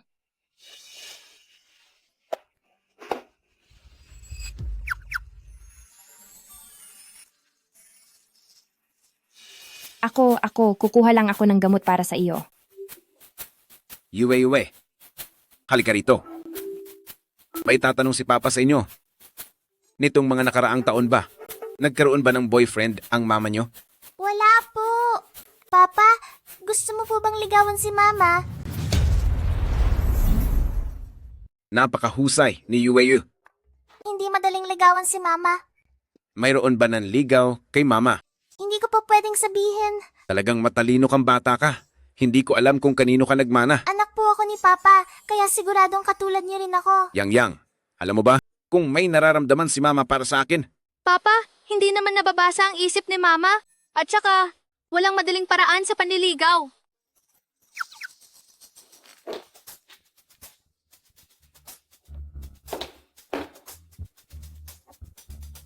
Anong pinag-uusapan nyo? Bakit nung dumating ako, tumigil kayo sa pagsasalita? Wala ito. Talaga? Nakikipagbiruan lang ako kina Yang at Yue at naisip ko lang din na imbestigahan ang tungkol sa aksidente sa kotse. Sige, ikaw na ang bahala sa mga plano.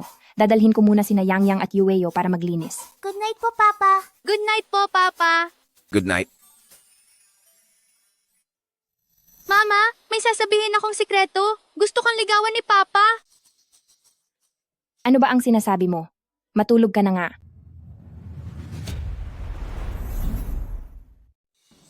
Young Master, ito ang kinuha naming record ng pagkukumpuni mula sa talyer.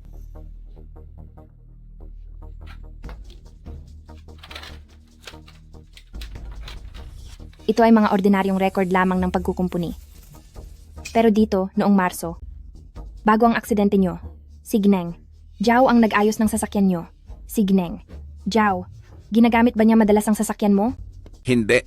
Noong araw na iyon ay dahil nagmamadali si mama na pumunta sa puntod ni Papa, pero ang kanyang sasakyan ay tumirik kaya hiniram muna niya ang sa akin. Ganoon pala ang nangyari.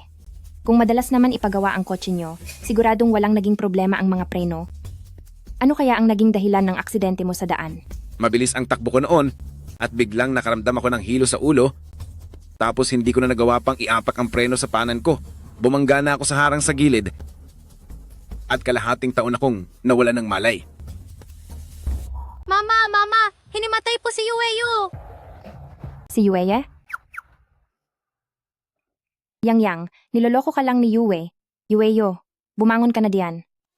Gumamit ako kanina ng pampahilo, tinakot ko lang si Yang. Yue, ibinigay ito sa iyo ni Sekretarya Yang para maprotektahan ang sarili mo. Bakit mo ito ginamit sa kanya? Ito ay pampahilo. Ang pabango na ito ay talagang may kakayahang panandaliang mawalan ng malay ang isang tao. Kaya pala nahilo ako nung nakaraan, posible bang dahil iyon sa pabango? Malamang po. Bukod sa driver ninyo, si Sekretaryo Chen lang ang may access sa sasakyan nyo. Naaksidente ang driver 6 na buwan na ang nakakaraan. Wala na siya. Inimbestigahan ko na ang background ng pamilya niya at normal naman ang lahat. Tungkol naman kay Sekretaryo Chen, pinagkakatiwalaan ko siyang tauhan. Imposibleng siya ang may gawa nito. Pero may isa pang tao na gumamit ng sasakyan nyo. Ang nanay ko, Opo. Sekretaryo Chen. Siyasatin mong mabuti ang sasakyang iyon. Siguraduhin mong mahanap ang lahat ng kahina-hinalang bagay. Opo.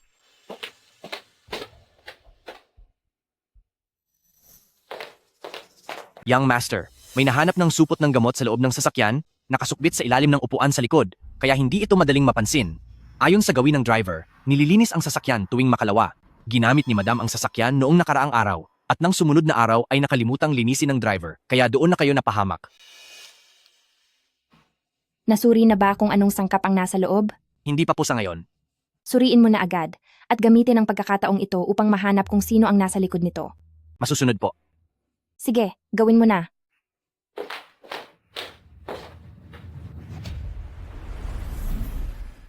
Bilis, ipasuri mo na iyan. Sige po. Bilisan mo na. Yaw, Hayaan mo na.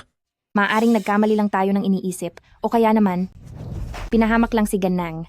Jaw ng kung sino. Nandito na ang katotohanan sa harap natin, hindi ba? Akala ko, kaya kong pasanin ang lahat sa pamilyang Qin at maipagpapatuloy ko ang nasimulan ng tatay ko, pero sa huli, ituturing lang niya pala akong tinik sa lalamunan at gagawin niyang lahat para lang mawala ako. Yaw. Ganyan talaga ang ugali ng tao. Minsan ay naging inosente rin ako sa pag-aakalang sina Fang Yingying at Shen Qin ay mabubuting tao, pero mula nang mangyari ang malaking sunog na iyon, doon ko lang natuklasan ang tunay nilang kulay. Kung iisipin mo, mabuti na rin iyon, dahil kahit papaano, hindi na tayo malalamangan pa sa susunod. Mahirap talagang maging handa sa lahat ng oras. Yaw. Huwag kang mag-alala. Kahit ano pa ang mangyari sa hinaharap, ako, si Yang Yang, at si Yueyu ay palaging sasama sa iyo. Salamat sa iyo, Bis. Sitong.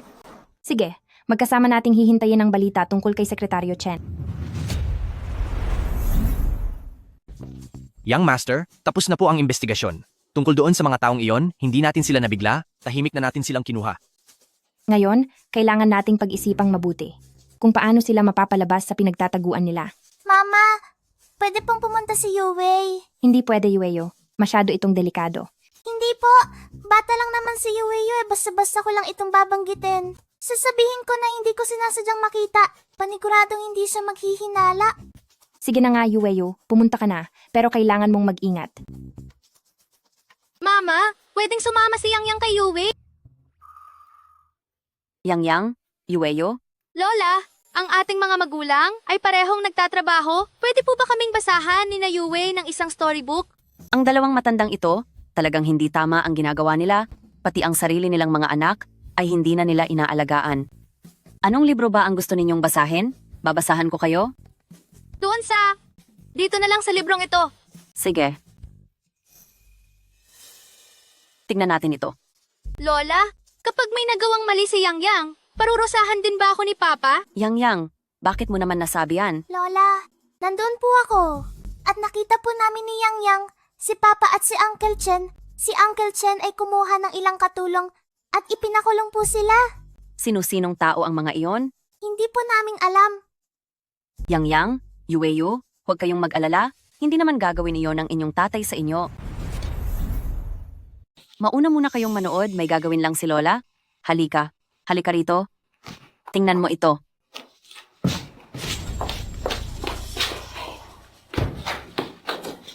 Madam, ano po ang nangyari?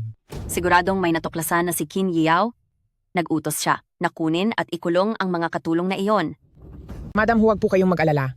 Ang mga pamilya na mga katulong na iyon ay nasa kamay natin. Naniniwala akong hindi sila gagawa ng kahit anong hakbang na makakasama sa atin. Naku po, sinabi ko na sa iyo noon pa, dapat ay sinira na natin ang kotseng iyon, pero sabi mo baka mapahamak lang tayo? Tingnan mo, paano natin aayusin ang sitwasyon ngayon? Madam, huwag po kayong mag-alala, hindi na mahalaga ang mga ebidensyang iyan. Ang mahalaga ay kung ano ang pwede nilang sabihin at ang dapat nilang itago. Basta't mapatahimik natin sila, gaano man kagaling ang young master, wala siyang magagawa sa atin. Tama? Tama ka. Siguraduhin mong wala siyang makuhang sagot sa kanila? Iayos mo na agad ito? Isagawa niyo ang plano ngayong gabi. Opo. Pero madam, bakit hindi na lang natin sila tuluyang tapusin? Dahil ang mga wala na, hindi na kailanman makakapagsalita. Oo.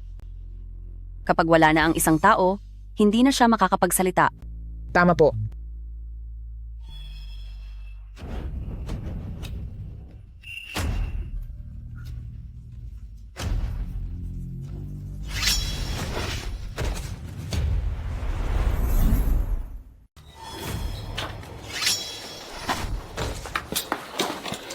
Bitiwan niyo ako. Maling tao ang hinuli niyo. Ikaw pala yan, Butler Liu. Pakawalan niyo ako. Nagkakamali kayo ng hinuli. Maling tao? Sa kalaliman ng gabi, bakit ka nandirito sa lugar na ito? Hindi kasi ako makatulog, kaya lumabas lang ako para maglakad-lakad. Naglalakad-lakad? Tang days, Mary does. At umabot ka pa rito. Talagang napakahusay mo, Butler Liu. Dalhin siya sa ibaba. Bantayan niyo siyang maigi. Ano ang balak mong gawin susunod? Mananatili muna tayong tahimik. Gusto kong makita si Zhao Mingjuan na kusang mahulog sa sarili niyang patibong. Madam, hindi pa ba talaga bumabalik si Xiao Liu? Siguradong alam na ito ni Qin Yao. Madam, ano na po ang gagawin natin? Hindi tayo pwedeng maupo lang at maghintay na mabulgar. Kailangan na nating kumilos ng mas maaga. Madam, pero masyado po iyong delikado. Gusto mo bang maghintay na lang ako na mapahamak? Kilala ko ang pamamalakad ni Yao. Kung malaman niya na ako ang dahilan, kung bakit siya naging paralisado at walang malay, hinding-hindi niya ako palalagpasin. Gusto mo bang hintayin ko ang aking katapusan? Base sa ugali ni Qin Yao, kapag nalaman niyang ako ang dahilan, kung bakit naging baldado ang kaniyang katawan, siguradong hindi niya ako mapapalampas. Pero, Qin Yao, hindi ko hahayaang magpatuloy ka.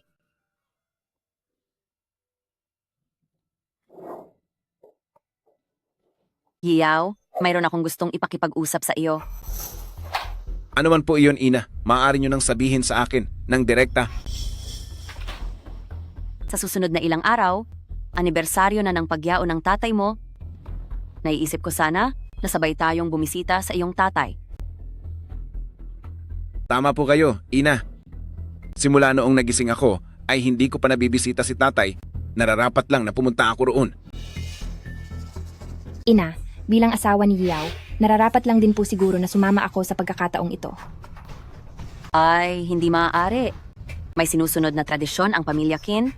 Pagkatapos pa ng isang taon simula ng ikasal bago pwedeng pumasok sa sementeryo. Sa pagkakataong ito, si Yao muna ang papuntahin natin. Sapat na ang ipaalam sa tatay niya ang magandang balita tungkol sa inyong kasal.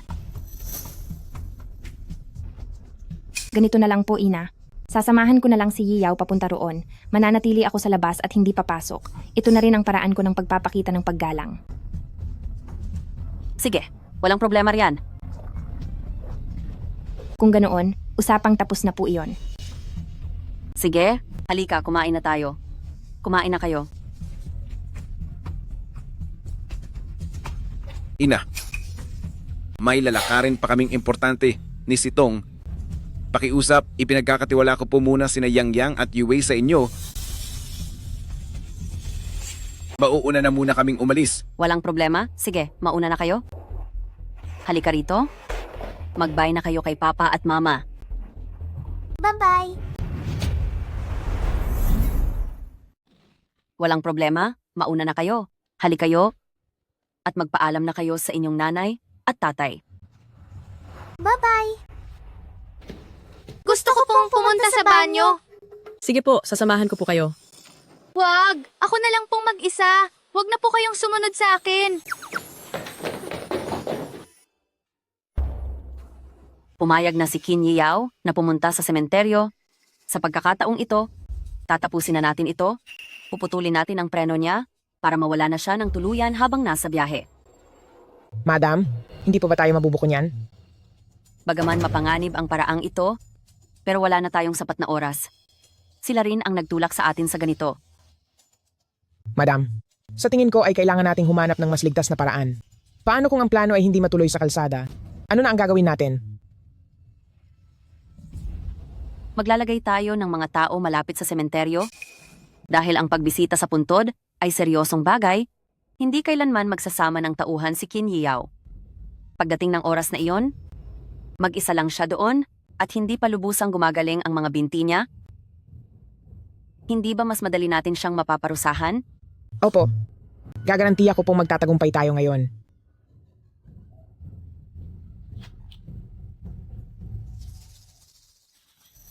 Papa, Mama, Papa, ang narinig po namin ni Yang Yang ngayon, sabi po ni Lola Jow ay puputulin daw nila ang preno ng sasakyan ni Papa. Uulitin na naman nila ang lumang taktika. sabi pa po ni Lola Jow, maglalagay sila ng mga tao sa sementeryo para hamakin si Papa. Mukhang pinaghandaan talaga nila ito ng husto. Papa, Mama, ano na po ang gagawin nyo? Gabi na ngayon, magpahinga muna kayo. At kapag napag-usapan na ni na Papa at Mama ang plano, sasabihin namin sa inyo, naiintindihan nyo? Opo. Sige na.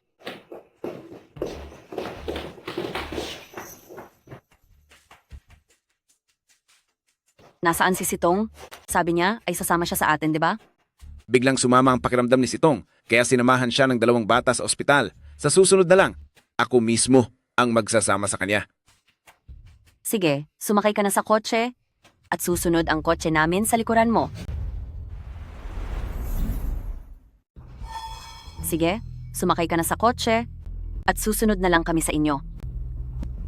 Bakit hindi na lang po kayo sumabay sa akin, Ina? Medyo marami kasi akong dala ngayong araw. Natatakot akong baka hindi magkasya sa kotse. Isa pa, pagkatapos nating dumalaw sa puntod ng ama mo, maaaring pumunta pa kami sa templo. Ayaw ko nang makaabala pa sa inyo. Nakakahiya naman po.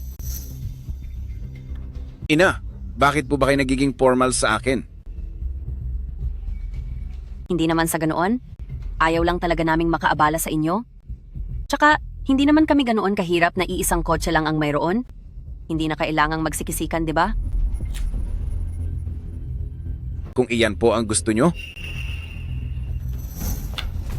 Young Master, pinapasabi po ni Sekretaryo Chen sa inyo na may problema ang sasakyan natin. Hindi po ito maandar.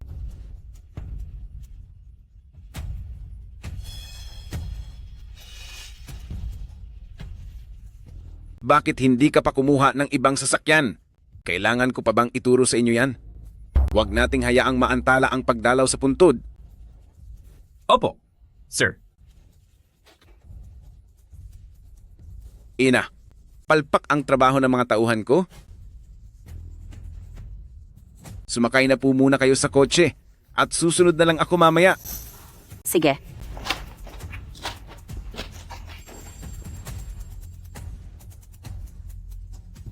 Huwag kayong mag-alala, madam. Kung hindi man maayos ang kotse, mayroon pa tayong mga tauhan na nag-aabang sa sementeryo. Parang nararamdaman ko.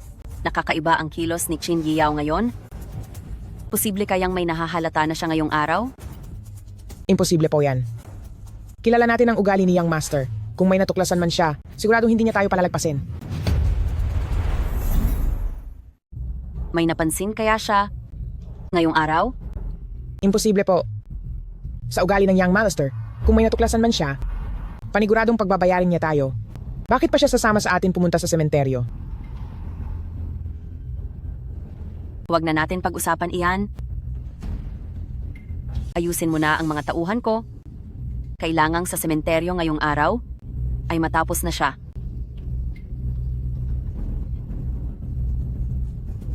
Dapat pa siyang magpasalamat sa akin dahil pagtatagpuin ko sila ng ama niya. Opo. Qin Yiyao, ito na ang huling araw mo?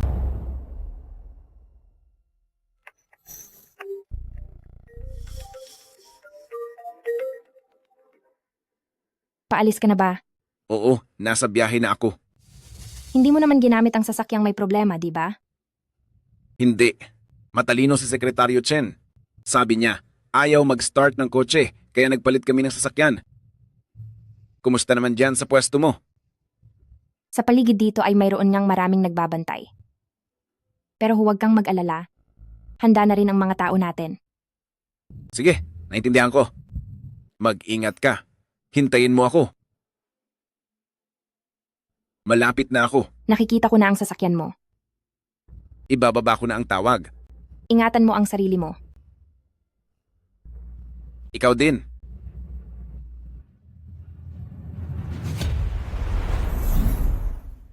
Kailangang protektahan mo ang sarili mo. Ikaw din.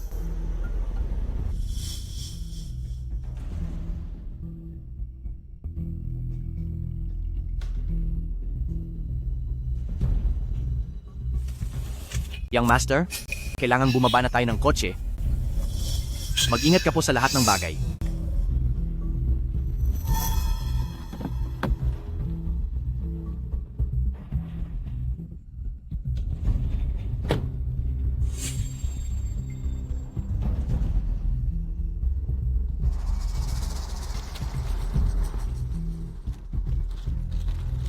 Maghintay kayo rito sa ibaba. Kami na lang ni Yaw ang aakyat. Sige po, ma'am. Ina, ako na po ang magdadala niyan para sa inyo. Huwag na.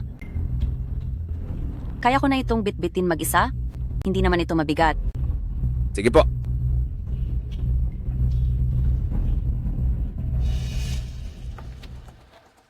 Ina, natatandaan mo pa ba kung ilang taon ka na sa pamilyang Qin? Parang hindi ko na kasi matandaan. 13 taon, 7 buwan, at 8 araw. Ang linaw po ng alaala nyo. Siyempre naman. Sa 2 taon ng pagpapakasal ko sa pamilyang Chin, wala na ang ama mo. Maagang nawala si Papa. Nahirapan po kayo ng gusto. Maraming taon na ang nakalipas, huwag na nating pag-usapan iyon. Ito po ba ang dahilan kung bakit sa loob ng mahabang panahong ito, labis po ang galit nyo sa pamilyang Qin?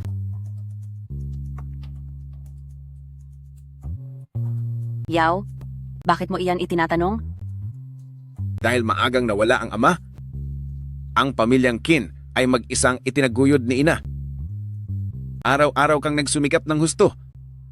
Dahil doon, kaya palagi kitang hinahangaan at itinuring kitang parang tunay na ina. Ang pamilyang Qin ay itinataguyod lahat ng aking ina mag-isa po. Araw-araw ninyong ibinibigay ang buong lakas at isipan ninyo. Dahil po dito, kaya palagi kitang hinahangaan at itinuring kitang tunay na ina. Tama ka po. Itinuring din kita bilang tunay kong anak. Kaya naman, lahat ng bagay po ay ginagawa ko para sa ikabubuti mo. Talaga po? Nang muling pumili ang pamilyang Qin ng magiging tagapagmana, iminungkahi ninyo sa akin na magkaroon agad ng anak upang maging madali ang pagkuha sa negosyo ng pamilya. Akala ko po ay sinusuportahan ninyo ako dahil noong nakuha ko ang karapatan sa pagmamana, wala naman po itong magiging problema para sa inyo at maaari pa kayong mamuhay ng matiwasay habang buhay. Kaya hindi ko pa maintindihan bakit kailangan ninyo akong parusahan.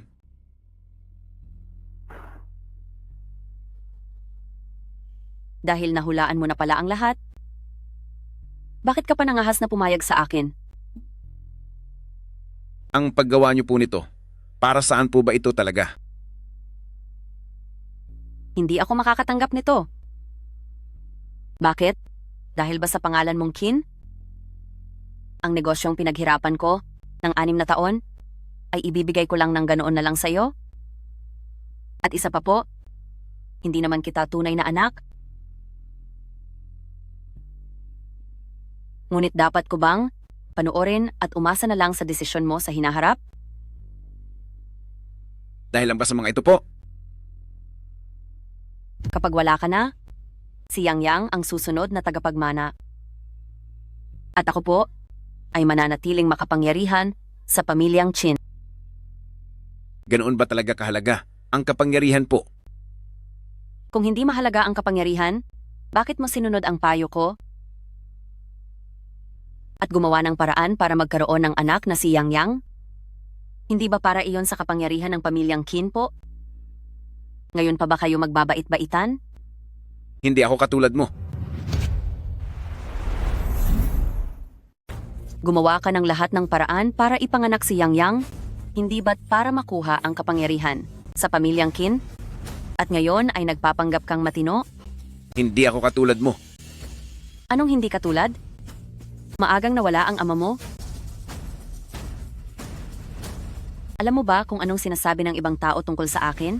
Sabi nila ay malas daw ako sa asawa, na hindi ako nararapat manatili sa pamilyang Chin. Sinisira nila ang reputasyon ko, at palagi nila akong gustong paalisin. Pero ang lahat ng iyan ay hindi mo man lang sinabi sa akin. Nagkaanak ka ng lalaki, at pagkatapos ay kukunin mo lang ang lahat ng pinagpaguran ko?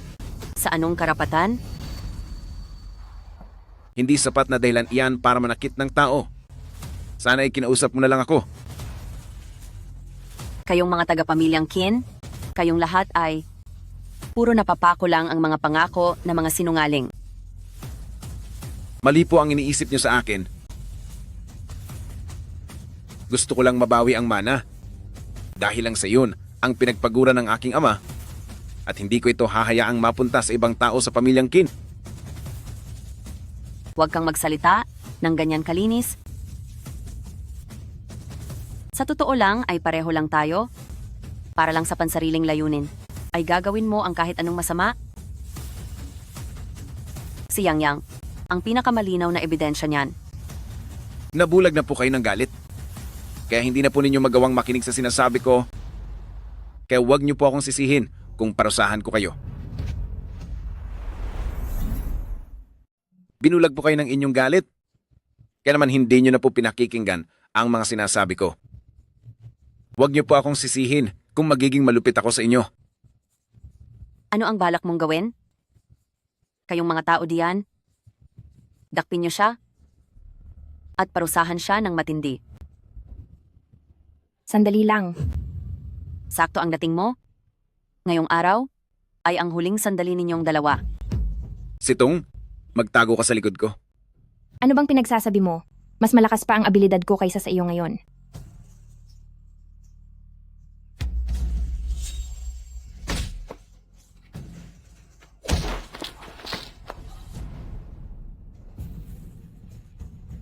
Ang tamis naman ng pagmamahalan ninyong mag-asawa.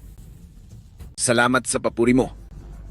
Kaya pala, noon nyo pa ito pinaghandaan. Nakakatawa ka.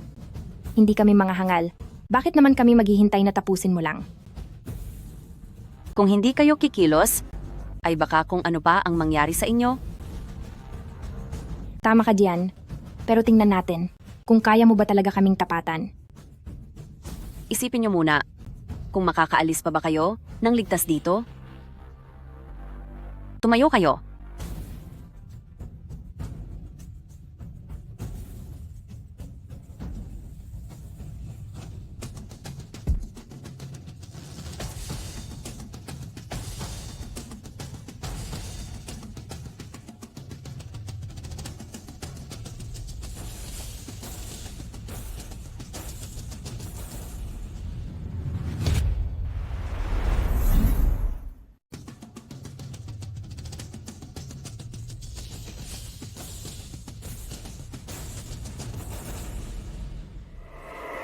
Kasalanan mo ang lahat. Bakit ka pa ba nagpakita? Ang plano ko, dapat ay nagtagumpay na ako. Lahat dahil sa paglitaw mo, walang hiya ka. Ngayon, sabay-sabay kayong magbabayad. Sumuko ka na lang sa pakikipaglaban. Lahat ng tauhan mo ay natalo ko na.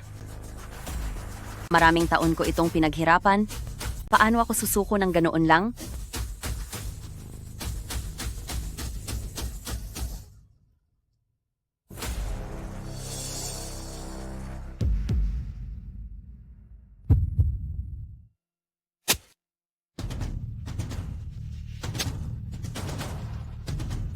Sitong. Sitong. Sitong. Pagbabayarin ko kayong lahat? Sekretaryo Chen, pumunta tayo sa ospital. Opo, sir. Sitong. Sitong. Sekretaryo Chen, bilisan mo ang pagmamaneho. Opo, sir. Mama, anong nangyayari sa inyo? Sitong, makinig ka sa akin. Huwag kang matutulog. Magiging maayos din ang lahat. Mama, Yiyaw, mayroon akong isang bagay na gustong aminin sa iyo. Mama, Yiyaw, mayroon akong isang bagay na gustong aminin sa iyo. Ayaw ko munang makinig ngayon. Sabihin mo na lang sa akin kapag gising ka na. Sa totoo lang, nilapitan kita para lang makabawi sa utang na loob ko. Salamat dahil 6 na taon na ang nakakalipas ng iligtas mo ang aking ina. At isa pa, anak mo si Yueyu. Alam ko. Alam ko ang lahat. Huwag ka nang magsalita pa. Kung hindi ko nakayanin, kailangang alagaan mong mabuti ang dalawa nating anak. Mama, okay ka lang ba po? Huwag kang magsalita ng kung ano-anong masama. Magtiwala ka sa akin. Magiging maayos din ang lahat sa'yo. Saka ang Fang Group, pagkatapos ng lahat ng hirap ko para mabawi iyon,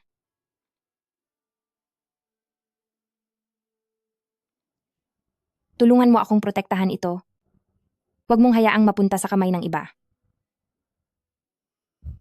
Problema mo iyan? Pangalagaan mo iyan kapag magaling ka na. Ikaw mismo ang humanap sa mga taong iyon na may masamang balak. Hindi kita tutulungan.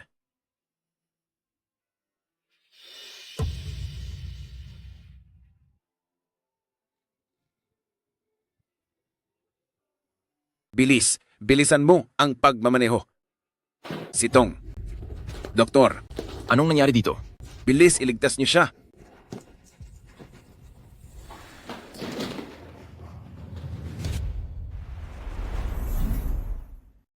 Sitong. Doktor. Anong nangyari? Pakiusap, iligtas niyo siya.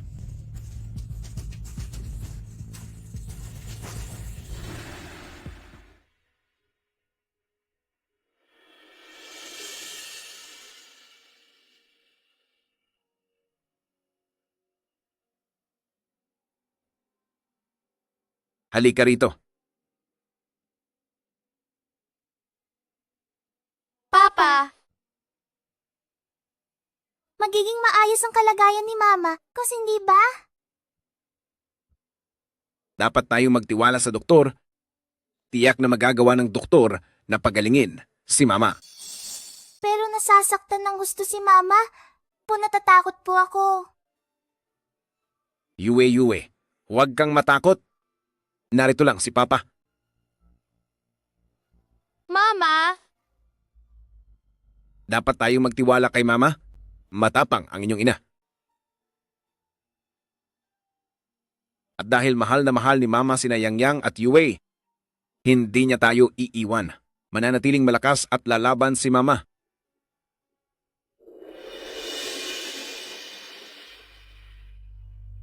Mama, hihintayan po kayo ni Yue lumabas.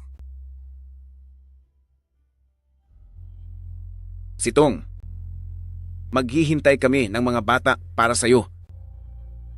Napakarami ko pang bagay na hindi ko pa nasasabi sa'yo. Young Master, sa bandang sementeryo po ay nalinis na ang lahat. Anong gagawin natin kay Gingeng? Jiao? Ipadala siya sa mental hospital sa ilalim ng Kin Group. At maghanap ka ng magbabantay sa kaniya ng maigi. Anong gagawin natin kay Gineng? Jiao? Dalhin mo siya sa mental hospital ng Kin Group maghanap ka ng taong magbabantay sa kanya. Bakit po? Hindi nyo na lang siya ipakulong. Para parusahan? Ang pinakamatinding parusa sa isang tao ay hindi ang tapusin siya agad, kundi ang ipakita sa kanya mismo na lahat ng mga bagay na mahalaga sa kanya ay unti-unting mawawala. Naintindihan ko po. Gagawin ko na po ang iniutos nyo.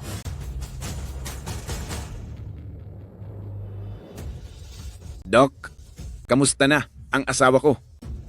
Huwag po kayong mag-alala. Naisalba na ang pasyente. Hindi naman malalim ang sugat mula sa patalim at hindi nito tinamaan ang masiselang parte. Ibig bang sabihin ay magigising na siya agad? Oo nga po. Doktor? Kailan po ba magigising ang mama namin? Miss ko na si Mama. Ligtas na siya sa panganib sa ngayon, pero kailangan muna siyang obserbahan sa ICU. Kapag okay na ang lahat, saka pa lang siya malilipat sa normal na ward. Salamat po. Gusto mo bang gamutin din ang kamay mo? Ayos lang. Hindi ko naman ito. Ito ay galing kay Sitong.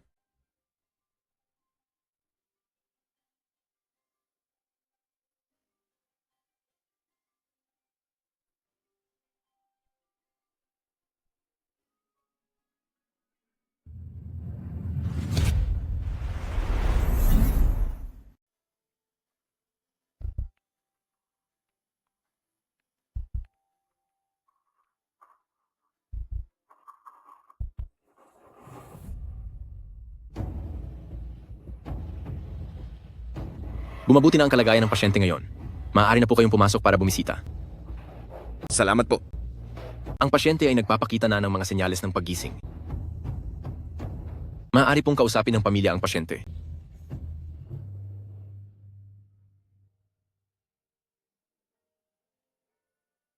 Sinabi na ng tito, doktor, na maya-maya ay pwede na tayong pumasok para kausapin ang mami nyo. Pero kailangang tandaan, hinding-hindi kayo pwedeng umiyak. Sa kalagayan ni mami, hindi pwede ang masyadong bugso ng damdamin. Naintindihan nyo ba? Opo. Tara na. Mami, nandito na kami. Mami, ako at si Yang Yang ay naging masunurin kay Daddy. Gising na po kayo. Sige na po. Mami, miss na kayo namin ni Yang Yang. Pumangon na po kayo at kausapin kami. Sige na po. Daddy, parang hindi po tayo naririnig ni Mommy. Sige na. Huwag na tayong umiyak. Kanina noong nasa labas tayo, hindi ba nangako kayo kay Daddy na hindi kayo iiyak? Pero hindi ko po mapigilan. Alam ko. Pero ang ating Yue ay matatag. Siguradong magiging matapang si Yuyu, hindi ba? Ganito na lang. Isama mo muna si Yang Yang sa labas. Hayaan niyo munang kami ni Mami ang mag-usap sandali. Siguradong magiging matatag si Yue, hindi ba? Kaya ganito. Isama mo muna si Yang Yang sa pag-alis. At hayaan mo muna ang Daddy at Mami na mag-usap nang kaming dalawa lang. Hayaan mong si Daddy ang gumising kay Mami. Sige po.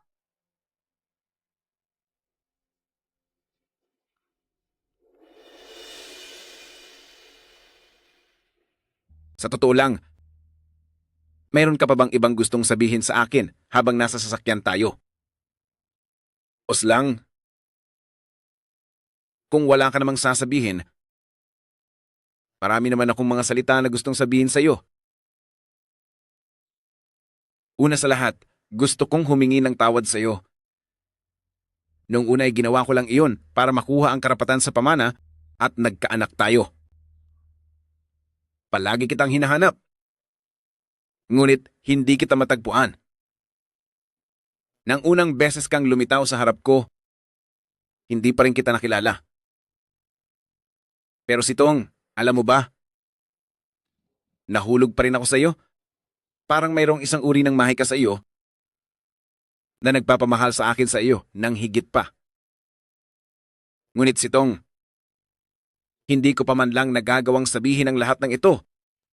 Maaari mo bang bigyan ako ng isa pang pagkakataon para bumawi sa aking mga pagkakamali? Pakiusap sa iyo. Gumising ka na, pwede ba?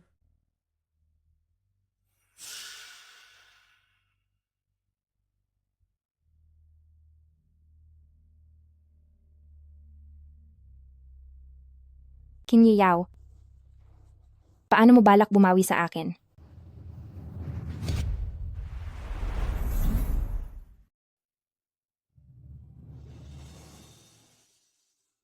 Qin Yao, paano mo balak bumawi sa akin? Kama number 2, may tumatawag. Doktor, gising na po siya. Wala nang masyadong problema ang pasyente.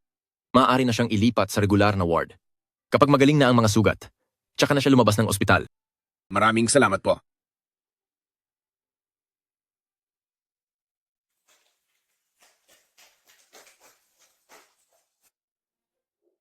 Hindi maaari. Kakagising lang ni Mama. Mahina pa ang katawan niya. Ayos lang, isang mahigpit na yakap lang. Anak, anong problema? Akala ko po, hindi ko na muling makikita si Mama. Mama, tinakot mo po ako ng husto. Pasensya na kayo. Kasalanan ni Mama. Pangako ni Mama, hindi na ito mauulit muli. Yue, Yang, huwag niyo munang iistorbohin ang pahinga ni Mama. Natakot ang mga bata. Hayaan muna natin silang manatili rito sandali. Halika rito. Yakap kay Mama.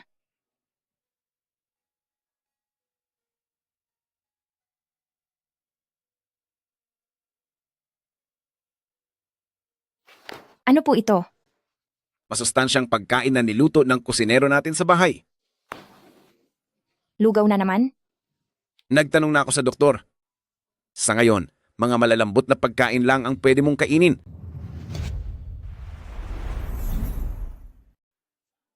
Lugaw na naman? Nagtanong na ako sa doktor. Sa kalagayan mo ngayon, likidong pagkain lang ang pwede sa'yo. Ang mga ito, may hinalong mga halamang gamot na makakatulong sa katawan mo. Sa lagay ko na ito, paano ako kakain? Susuplayan kita.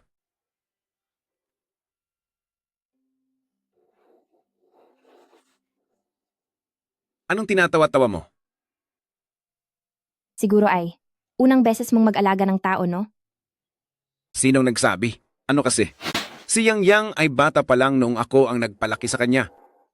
Yang, alam mo ba ito? Hindi po alam ni Yang. Oo, hindi pala alam eh. Sige na nga, aminado akong unang beses ko itong mag-alaga. Salamat, Yao. Anong problema? Wala ito. Noong wala akong malay, parang narinig kong may nagtapat sa akin. Talaga po? Sino po iyon? Yang, Yue. Hindi ko rin alam kung sino talaga iyon. Hindi ko po alam. Hindi po alam ni Yang.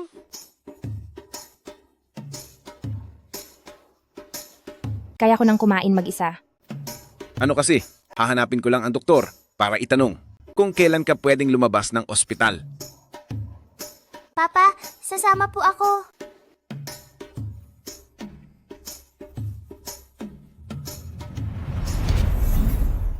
Saka, hahanapin ko muna ang doktor para magtanong kung kailan ka pwedeng lumabas ng ospital. Papa, sasama rin po ako sa inyo.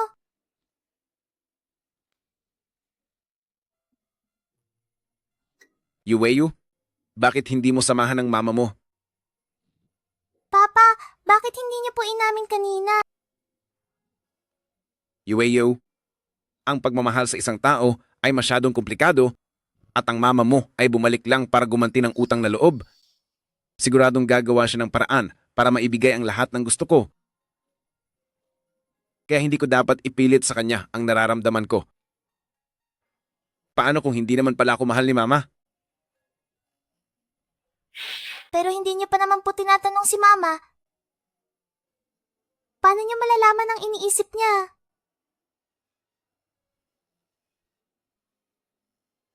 Ganoon ba, Yue? Opo? Baka gusto mong subukan si mama para kay papa? Walang problema po. Ipauubayan niyo po sa akin yan. Sige, pumunta ka na.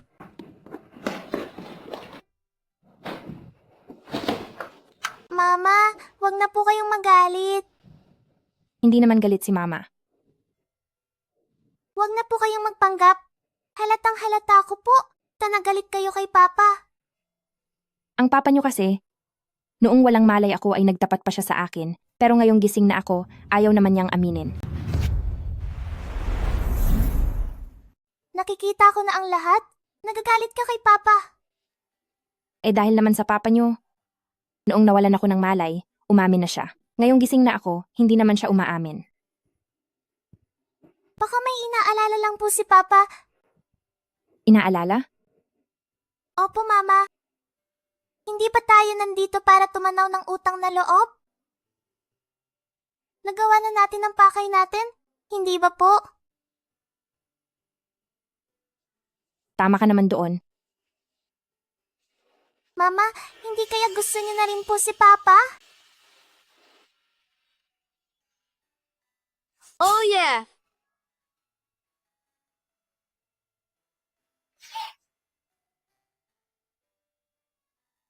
Mama, sa totoo lang minsan, pwedeng maging malakas ang loob ng mga babae.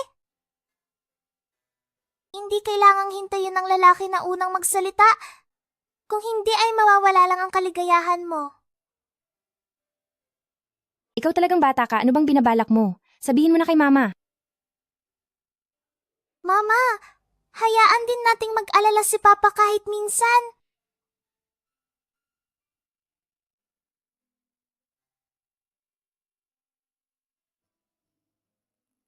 Sitong, kung ayaw mo nang bumalik sa pamilyang Kin, pwede kitang bigyan ng matitirhang bahay. Ito ay para masuklian ang pagliligtas mo sa buhay ko. Fang Sitong, huwag kang magagalit sa kaniya. Kung ayaw mong bumalik sa pamilyang Kin, pwede kitang bigyan ng matitirhang bahay bilang ganti na rin po sa pagligtas mo sa buhay ko. Fang Sitong, huwag kang magagalit sa kanya. Bata pa sina Yang Yang at Yueo para sa kalusugan nila. Mas mabuti kung titira na lang muna ako kasama nila.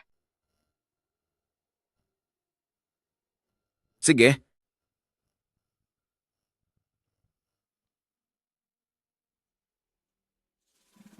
Magpahinga na kayo ng mabuti. Sige. Yang Yang, Yue, ito ang sasabihin niyo sa papa niyo mamaya.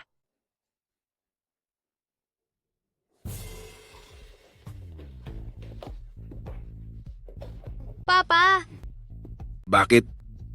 Parang nag-iimpake po si Mama ng mga gamit. Aalis na ba siya? Ano? Papa, pwede po ba na huwag mong paalisin si Mama?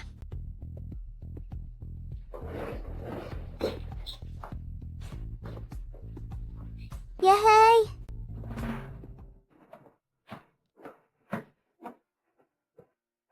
Saan ka pupunta? Siyempre, aalis na. Ikaw. Pwede bang huwag ka munang umalis? May iba ka pa bang naiisip? Meron.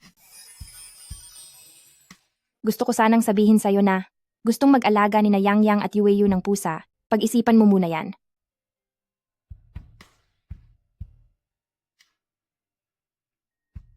Sitong. Huwag kang umalis. Bakit hindi ako aalis? Ano pa bang gagawin ko rito? Kailangan ka pa ni na Yang Yang at Yueyu. Malaki na sina Yang Yang at Yueyu. Maiintindihan din nila tayo. Hindi ako aalis. Para saan pa kung mananatili ako? Kailangan ka pa ni na Yang Yang at Yue. Malaki na si Yang Yang Yue at maiintindihan niya tayo. Isa pa, ang ating kasal ay isang aksidente lamang. Oras na para tapusin na ito. Hindi dahil kina Yang Yang Yue, kundi ako. Kailangan kita. Matagal na akong hindi makaalis sa tabi mo. Pwede bang huwag ka nang umalis? Bakit kapag sinabi mong manatili ako, dapat na ba akong manatili? Dahil mahal kita. Ikaw? Mahal mo rin ba ako?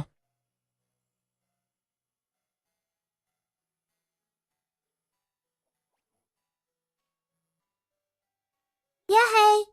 Sa wakas, nag-confess na rin si Papa kay Mama. Sa wakas, sina Papa at Mama ay magkakasama na talaga. Teka. Kayo, nilinlang niyo ba ako? Oo naman. Kung hindi kita binigla ng ganoon, paano namin malalaman kung kailan ka magsasabi ng totoo mong nararamdaman?